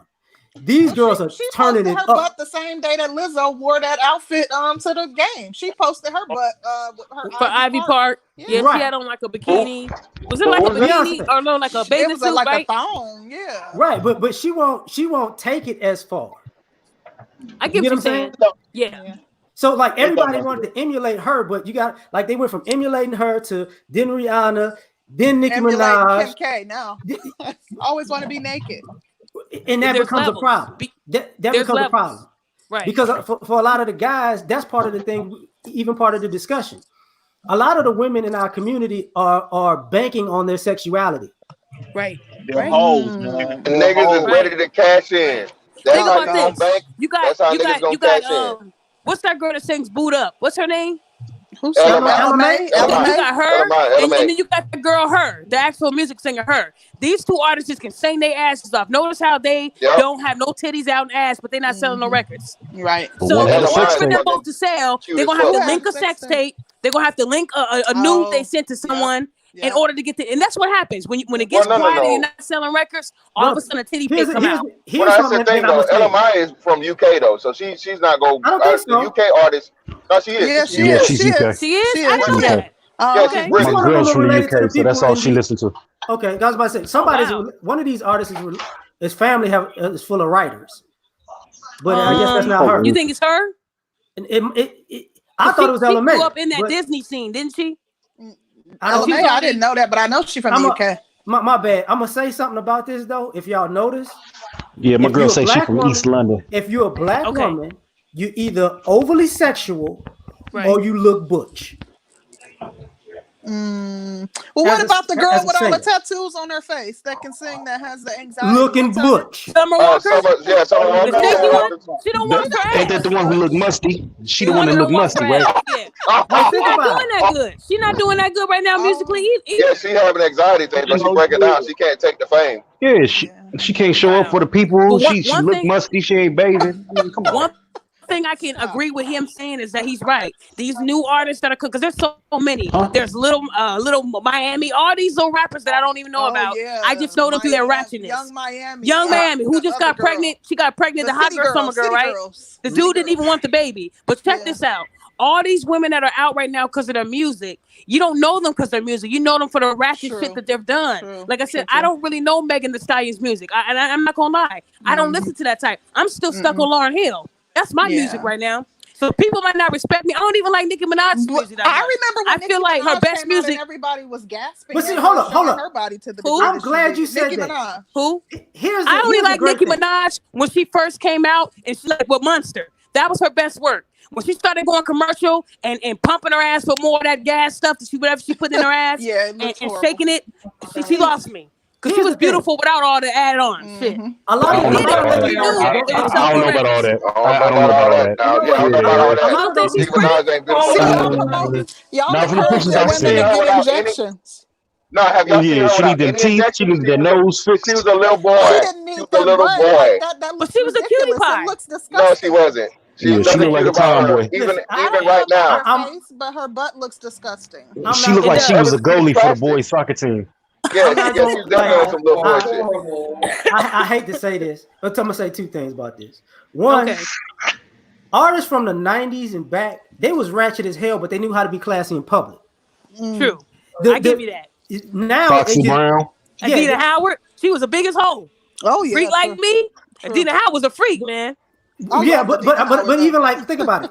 Lauryn Hill her life is ratchet, but she won't go on stage and do that. Same thing with Erykah Badu. Erykah Badu too. Erykah Badu got like 4 baby daddies. Yeah, Erykah Badu put her shit out there on the street. She was secretly with Erykah the Badu baby in the daddies, street. huh? Yeah, but She out there in the streets though. Now, She got ass too. That's homegrown. but not back in the With her day. voodoo Back in the day, she was like the conscious. You know, she was like the head back in the conscious day. chick or She whatever. was conscious. So was Lauryn Hill. Yeah, she was She conscious. rapped about women wearing hairs like Europeans. But that's Remember? the thing, like, her consciousness. She's oh my gosh. She's crazy now, but still. like that's the thing about even Like a Yeah, project chick. But not even just think of like Aaliyah. Aaliyah was the sex symbol of the '90s, and she wasn't over sexualized at all. Wait. Now look, She people was- don't want Maybe to hear R. this. Kelly. I don't remember People that don't one. want to hear this, but Aaliyah was hoeing herself. yes. Aaliyah was linked to a lot. Wait. I You know know people that. don't want to hear this because they look at her like the perfect angel. Aaliyah was linked to Jay-Z before Dame Dash. But She Yeah, was yeah, fucking she with talking about Jay-Z, Jay-Z fucking with R. and Dame Kelly. Dash. Aaliyah was out there. Aaliyah, only the real people would keep it real. Everybody else would say that we're wrong Retrospect. for saying that. No, but we know this. We know this now. We didn't know that back then. That's the thing. We didn't know that back then. though. Right. That's what I'm saying. We knew So you saying she was hitting Jay-Z on? was a hoe. He was messing with Aaliyah, Foxy She Brown. was hitting He on. messed with a lot of those young girls. Underage Foxy Brown. But they wouldn't call Underage him Foxy a Brown. pedophile. That's the Underage, crazy thing. correct. They wouldn't call him a pedophile. But And allegedly he was Jay-Z messing was with a an modern day underage pedo. Beyonce. He was. Yeah, he messed was. with Aaliyah. He did. yeah. But look, He okay, did. like I talked about this a long time ago. If you think about the movies in the 90s, that was part of the movies. Belly was that. Sunset Park was that. He got games that was in it. See, a lot of times we Sunset Park over. was a movie. Yeah, but you remember, Belly, he you was remember fucking the a old 16-year-old. dude, right? The True. old dude with the Range Rover, smashing the house. DMX. Like that was in Belly, but Sunset Park had it. He got Game had it. You're right. This That was idea normal. that You're right. right, like a lot of times people don't take into consideration that They was telling on themselves. people now don't realize how it wasn't maybe about 10 years ago that they started putting age restrictions on the prom because it was that normal. Thank you, LAR. This shit kill me with That's these big. motherfuckers that want to get all righteous to act And like they loving didn't basketball. Loving They didn't see that. They didn't see that fucking Color Supreme pulling up to the fucking high school every day. That wasn't your little sister. That wasn't your cousin. He's right. This He's nigga's right. 25 years old, picking up the motherfucking sophomore chick or He's whatever right. from high school. He's right. Because my You know, man and grown mind now you, live We with used to the steal boy. all the mind chicks you, from us too. We couldn't my keep up. husband, But look, the my thing husband is, told me if all the motherfuckers knew why R. Kelly was going to McDonald's to pick up chicks, not one person beat his ass, not one person right? stomped his face and or killed him. It was normal for It these for Wait a was these minute. normal, girls. Wait a but minute. Now you still, Look, gotta wait a minute. ask Wait, let me Roger finish. on Let me that. finish. My husband told me that when the chicks he went to school with was fucking the basketball coach. Yeah. So they wow. knew. People knew this was going on, but they said Wow. nothing because it was normal. Yeah, I But he be So on told the me, West my Side. you can't understanding tell as me far that as not R. one person Kelly, knew that R. Kelly was fucking with these young girls. They But didn't my know until understanding now. with R. everybody Kelly is, and if you listen to outraged. Roger, because Roger's from Chicago, Roger will tell you, Okay. motherfuckers have been getting that R. Kelly for years. But they didn't kill him back then like they Okay, should have, They right? ain't even put I their grew up on hands the West him. Side too, and I can tell you, R. Kelly's just a poster child for that stuff that a lot of Absolutely. grown men was doing. So Like, absolutely. That's Say that why they again. can't say nothing. Say They that ain't again. hypocrites. Say that He again. was a poster child because people Absolutely. like I'm gonna say it in a cold way. Do you know how many young girls was getting free cuts at the barbershop when the little Tony Braxton thing was in God Holly Berry damn. hairstyle A was lot. in? Because A lot. they was Listen. because the barber was smashing them. Do you know how many little league coaches was smashing somebody big sister? Yep. Yep. Wow.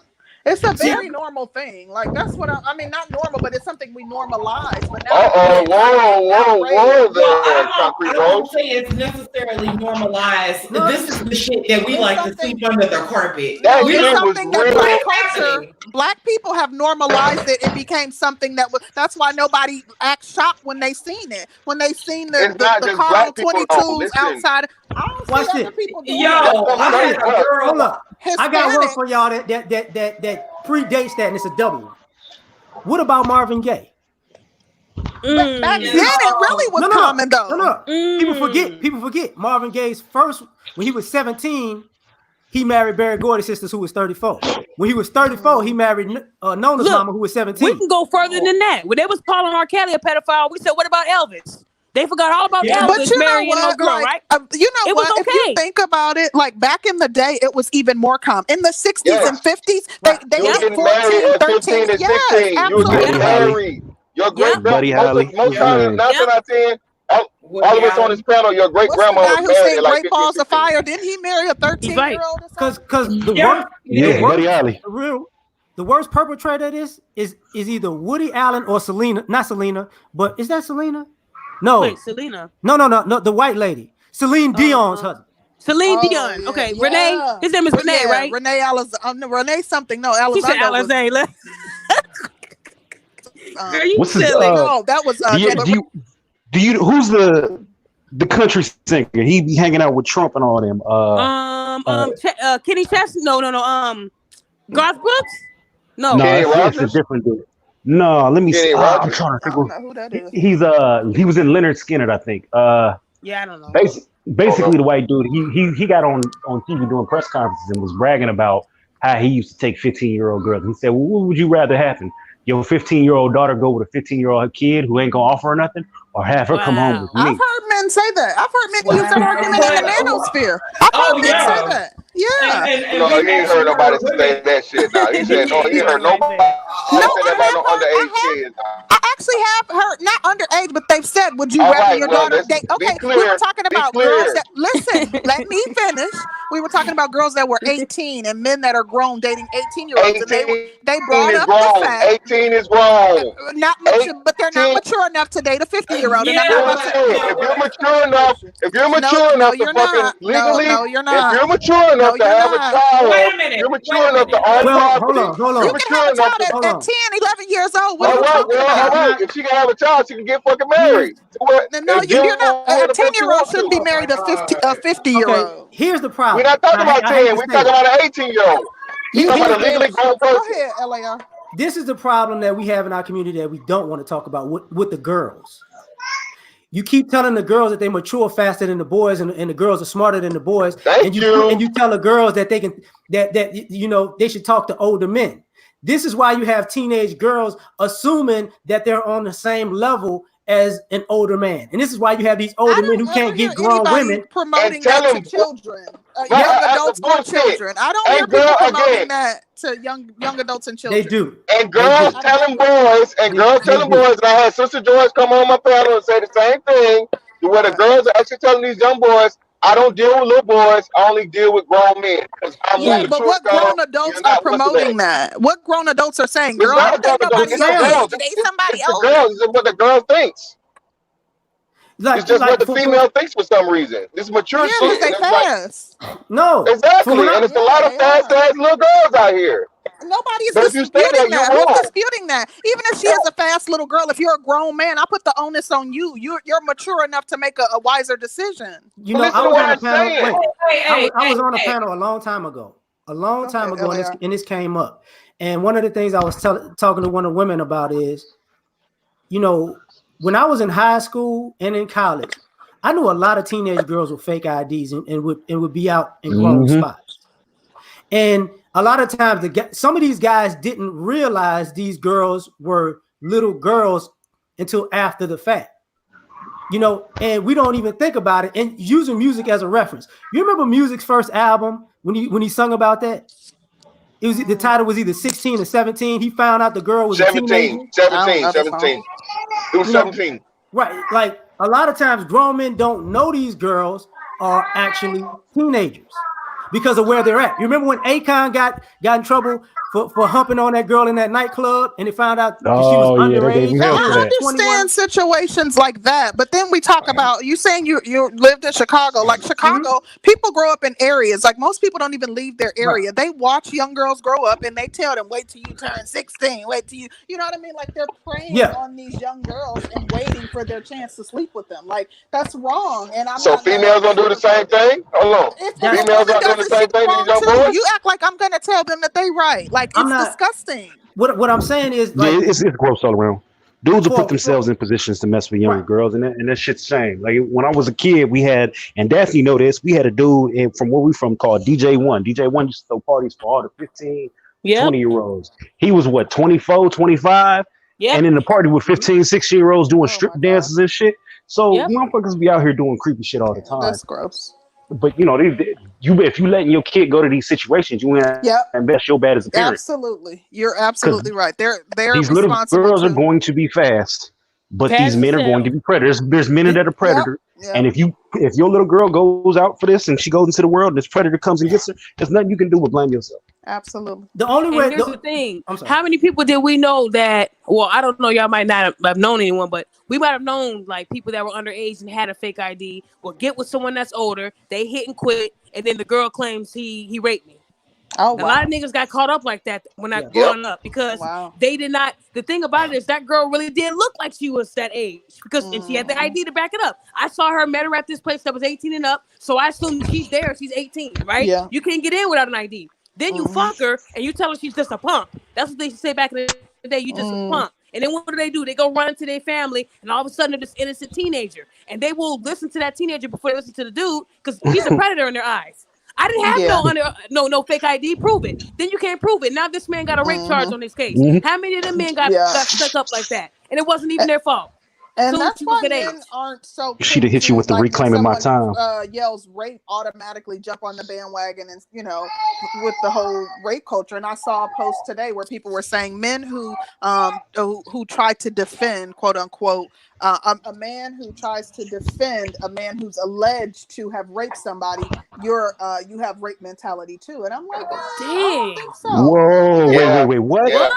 You know how y'all allow motherfuckers on. I gotta allow motherfuckers on YouTube to call niggas pedophiles over a fucking opinion. Yeah, that same shit. Who's y'all? I don't know what you're talking about. Who's y'all, sir? It's an incident that happened. He's just saying. It was. Look, it I'm not gonna believe anything until it is official. Like this shit with Cuba Gooding Jr. He touched me. Now he got like a whole plethora of hoes saying that this man was rubbing up against him. But check this out. They are about to hang Cuba Gooding Jr. But you got Weinstein that's out, and over 100 women said he either raped, insulted, touched, and he's out with a cane. How are black men now the face of this whole? They are the face. Me too. Amen. Like, you know what? Amen. Damn, because Me Too was geared to get black men. It was specifically done to white people took it over, and now black men are still the face of it. Y'all are the first black women to hear though to acknowledge that and like some it's fucked up shit. And mind you, you guys aren't excusing Bill Cosby for what he did or anything that no one would, right? You hear that. No. This is what I said about Bill Cosby. I said in my heart, and people didn't like me for this because the people that follow me on Facebook know I hold women accountable a lot. I get death threats. I get this. People try to get my page shut down because I'm only gonna tell you what's facts. With the Bill Cosby shit, I feel like back in the day, a lot of those women knew exactly what they was getting into. They wanted the fame. Bill Cosby was the man back then. Absolutely. So I don't think that every one of those women was raped. I think some of them was trying to get their meal ticket. And when Bill stopped sending them payments, all of a sudden he touched me, he groped me. So I don't believe all those women. I only believe facts. Is they didn't have evidence to charge that man. Like the evidence that they it had wasn't just the evidence. Hold on, concrete. This is y'all not understanding. They literally manipulated and changed the laws to get rid of the statute of limitations. So people go back and get them. What y'all saying? And now y'all saying they manipulated the situation. Harvey Weinstein just got covered by, he didn't even got to come out of money out of his pocket. It's some crazy ass insurance thing or some shit that's going to pay off. Exactly. He stopped Mind you, this motherfucker tampered with his ankle monitor more than 3 times. Now, if that was a nigga, he would have been locked under the jail. But this motherfucker get to walk out on a walker. He ain't hurt. As soon as he got in the car, he started doing the snake. I guarantee you. Like, these motherfuckers think I'm hurt. So at the end of the day, I'm gonna stand up for our black men. I don't think Bill Cosby was guilty. I think a lot of those hoes knew exactly what the fuck they was getting into. It was crazy about Weinstein. Even like top celebrities said he touched me. Angelina Jolie said he touched me, and this nigga still didn't get convicted. Over 100 women. 100 women, and this man is still out free. But y'all want to hang R. Kelly from a tree. You want to hang Cuba Gooding from a tree. You want to put Bill Cosby blind ass in prison, knowing he can't fight, knowing he ain't no threat, he about to die soon. So what I'm saying is, I'm gonna stick up for my black men. I think all those women knew Cuba Gooding Jr. was a little player, and they all got a little feel, and they was consensual. I don't feel this man was just out grabbing titties. But since you want to talk about grabbing titty, didn't Trump say grab him by the pussy? So his ass should be locked up too with his nasty ass. I think pictures of Trump too. I think Trump, I've seen pictures of Trump and Epstein in the same room, and there was a little girl in the picture. That picture right there said a lot. She looked terrified. You know, Trump had his arm around her stomach. That wasn't his child. What's his name? Prince. Oh my gosh, Queen Elizabeth's son. They even tied him to Harry. What is his name? Oh Harry? my God. Charles. Charles, right? No, it's not Charles. Princess Diana's husband. Yeah. Oh no, that wasn't Prince Charles. It was another one. It was another. It was his brother. Yeah. That was tied to Epstein. What? I can't remember his name. Not Harry. It's his name. Is that his name? But yeah, it's so many people. No, it's not Harry. No. Harry is the son. Is the grandson. This thing is deeper than we realize. There's so many people that are. I hope y'all understand that. That's the reason why they got him up out of there, bro. Yeah, the white man will always be protected for his nasty ways, but a black man will be hung. Yeah. And what's fucked up is when our women, black women, are like, well, yeah, Bill Cosby's a little old pervert, and he's this and that. And I'm like, wait, what? Where's you really gonna believe? These white women. Just to interject, it was Prince Andrew. Just to let you guys know. Okay, thank you. Okay. Go, girl. Black women have to be the face of. All I'm saying is black women the truth. When it comes to telling somebody the truth, a lot of black women don't like to hear the truth because I've made posts that went viral and I've had women inbox me saying, you deserve to die and you're supposed to be sticking up for women empowerment. No, bitch, I stick up for accountability. Let me say something about Bill Cosby. Like I said, when I first grew up, when I was first growing up with my mom, I was heavy into sports. I was that tomboy he was talking about. I didn't like men. I didn't like men. I didn't like women, but I was just to myself. What I'm saying is I used to have a mouth on me. I used to call men bitches and you a hoe, and that's what I felt like I needed to do to be strong. But in reality, I could have got killed several times talking crazy to these men. Because I would not only make them look bad on the court, I was crossing these niggas up. They falling on the ground and then I'm calling them a bitch. But back in Arizona, they weren't going to shoot. I would have probably got killed out here. Then I had to ask myself, this one dude told me, he said, look, I'm 44 years old.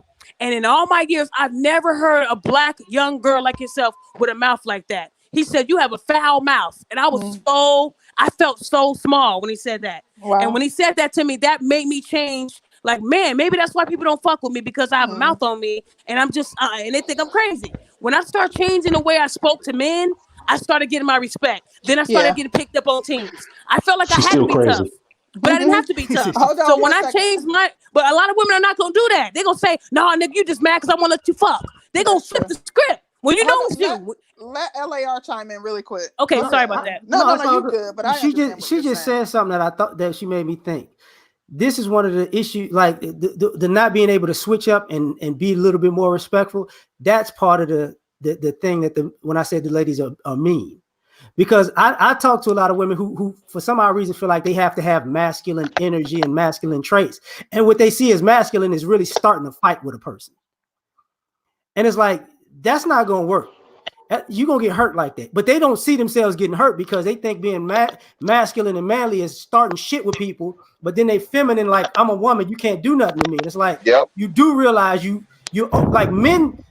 Eventually, you're gonna run across that bear that don't give a fuck and gonna maul your ass. Because what women think masculinity is, men don't think that's masculinity. Because that shit'll get you killed.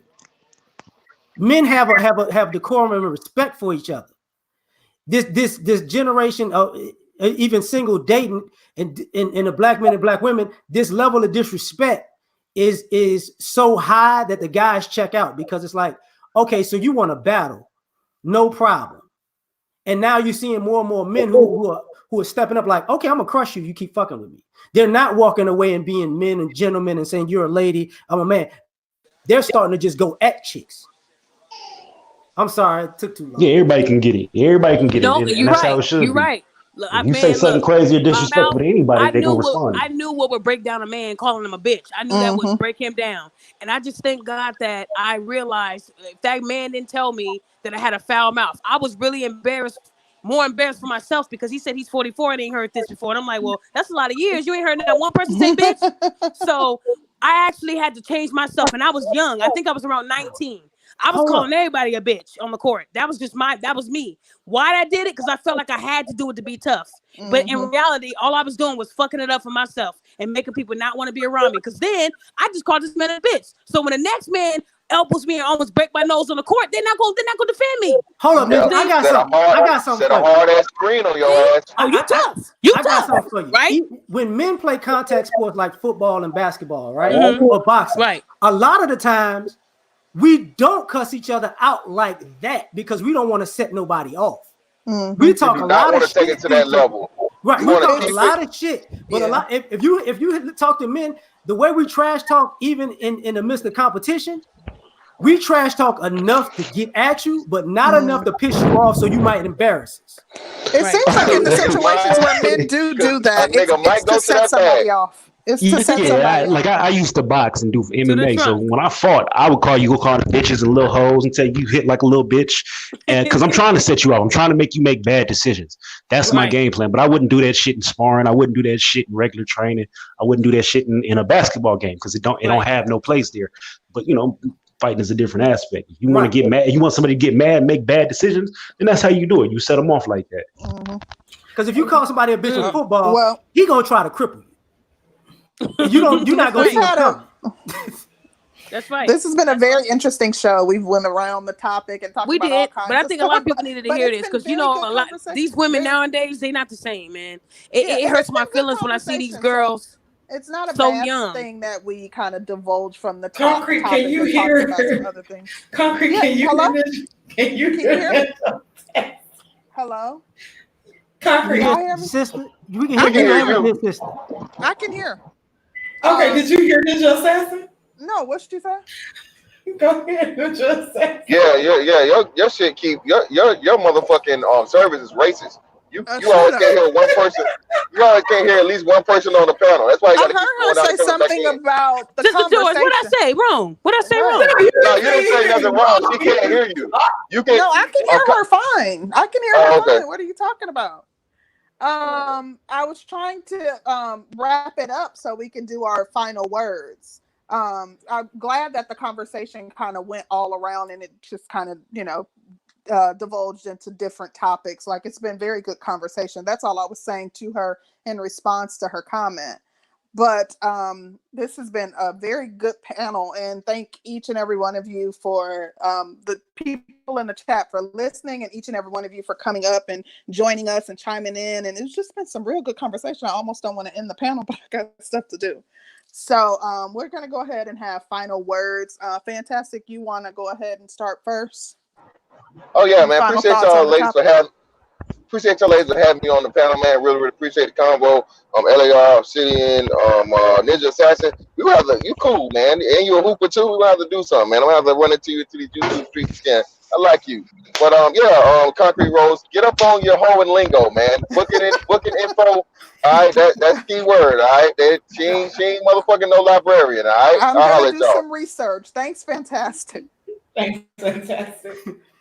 Thank y'all for having Donnie? me. It's all good. I'm sorry. Thanks, LAR. Thank you so much for coming Hey, up. yeah. Thank you for having me on, love. Much appreciated. Daphne, I'm gonna see you in about an hour. Or I'm gonna have you on in about an hour. But yeah, check me out, Habitual Line Steppers. You ain't shit for watching. I holla. Thanks so much. Obsidian, Mumia, you have some final words?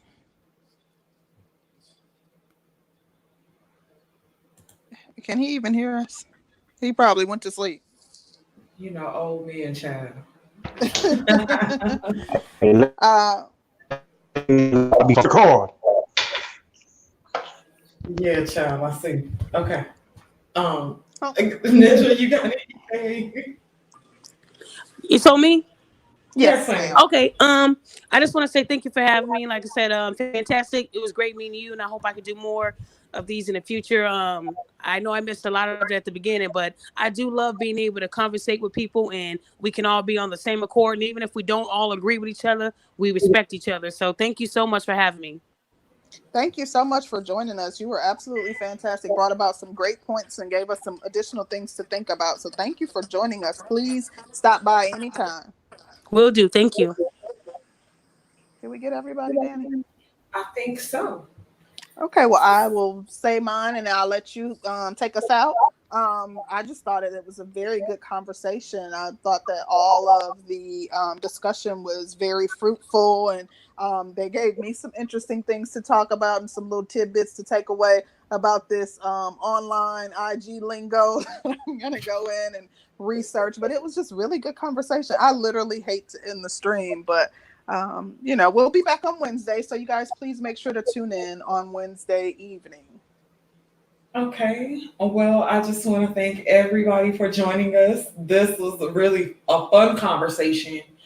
And, in light of all the drama and shit going on in our space, we just kind of wanted to be a breath of fresh air in a sense and have some fun, be able to talk with the panels being respectable and us just really being able to have good conversations. So we hope you guys join us on Wednesday. Really enjoyed you guys, and I hope you guys have a great Sunday.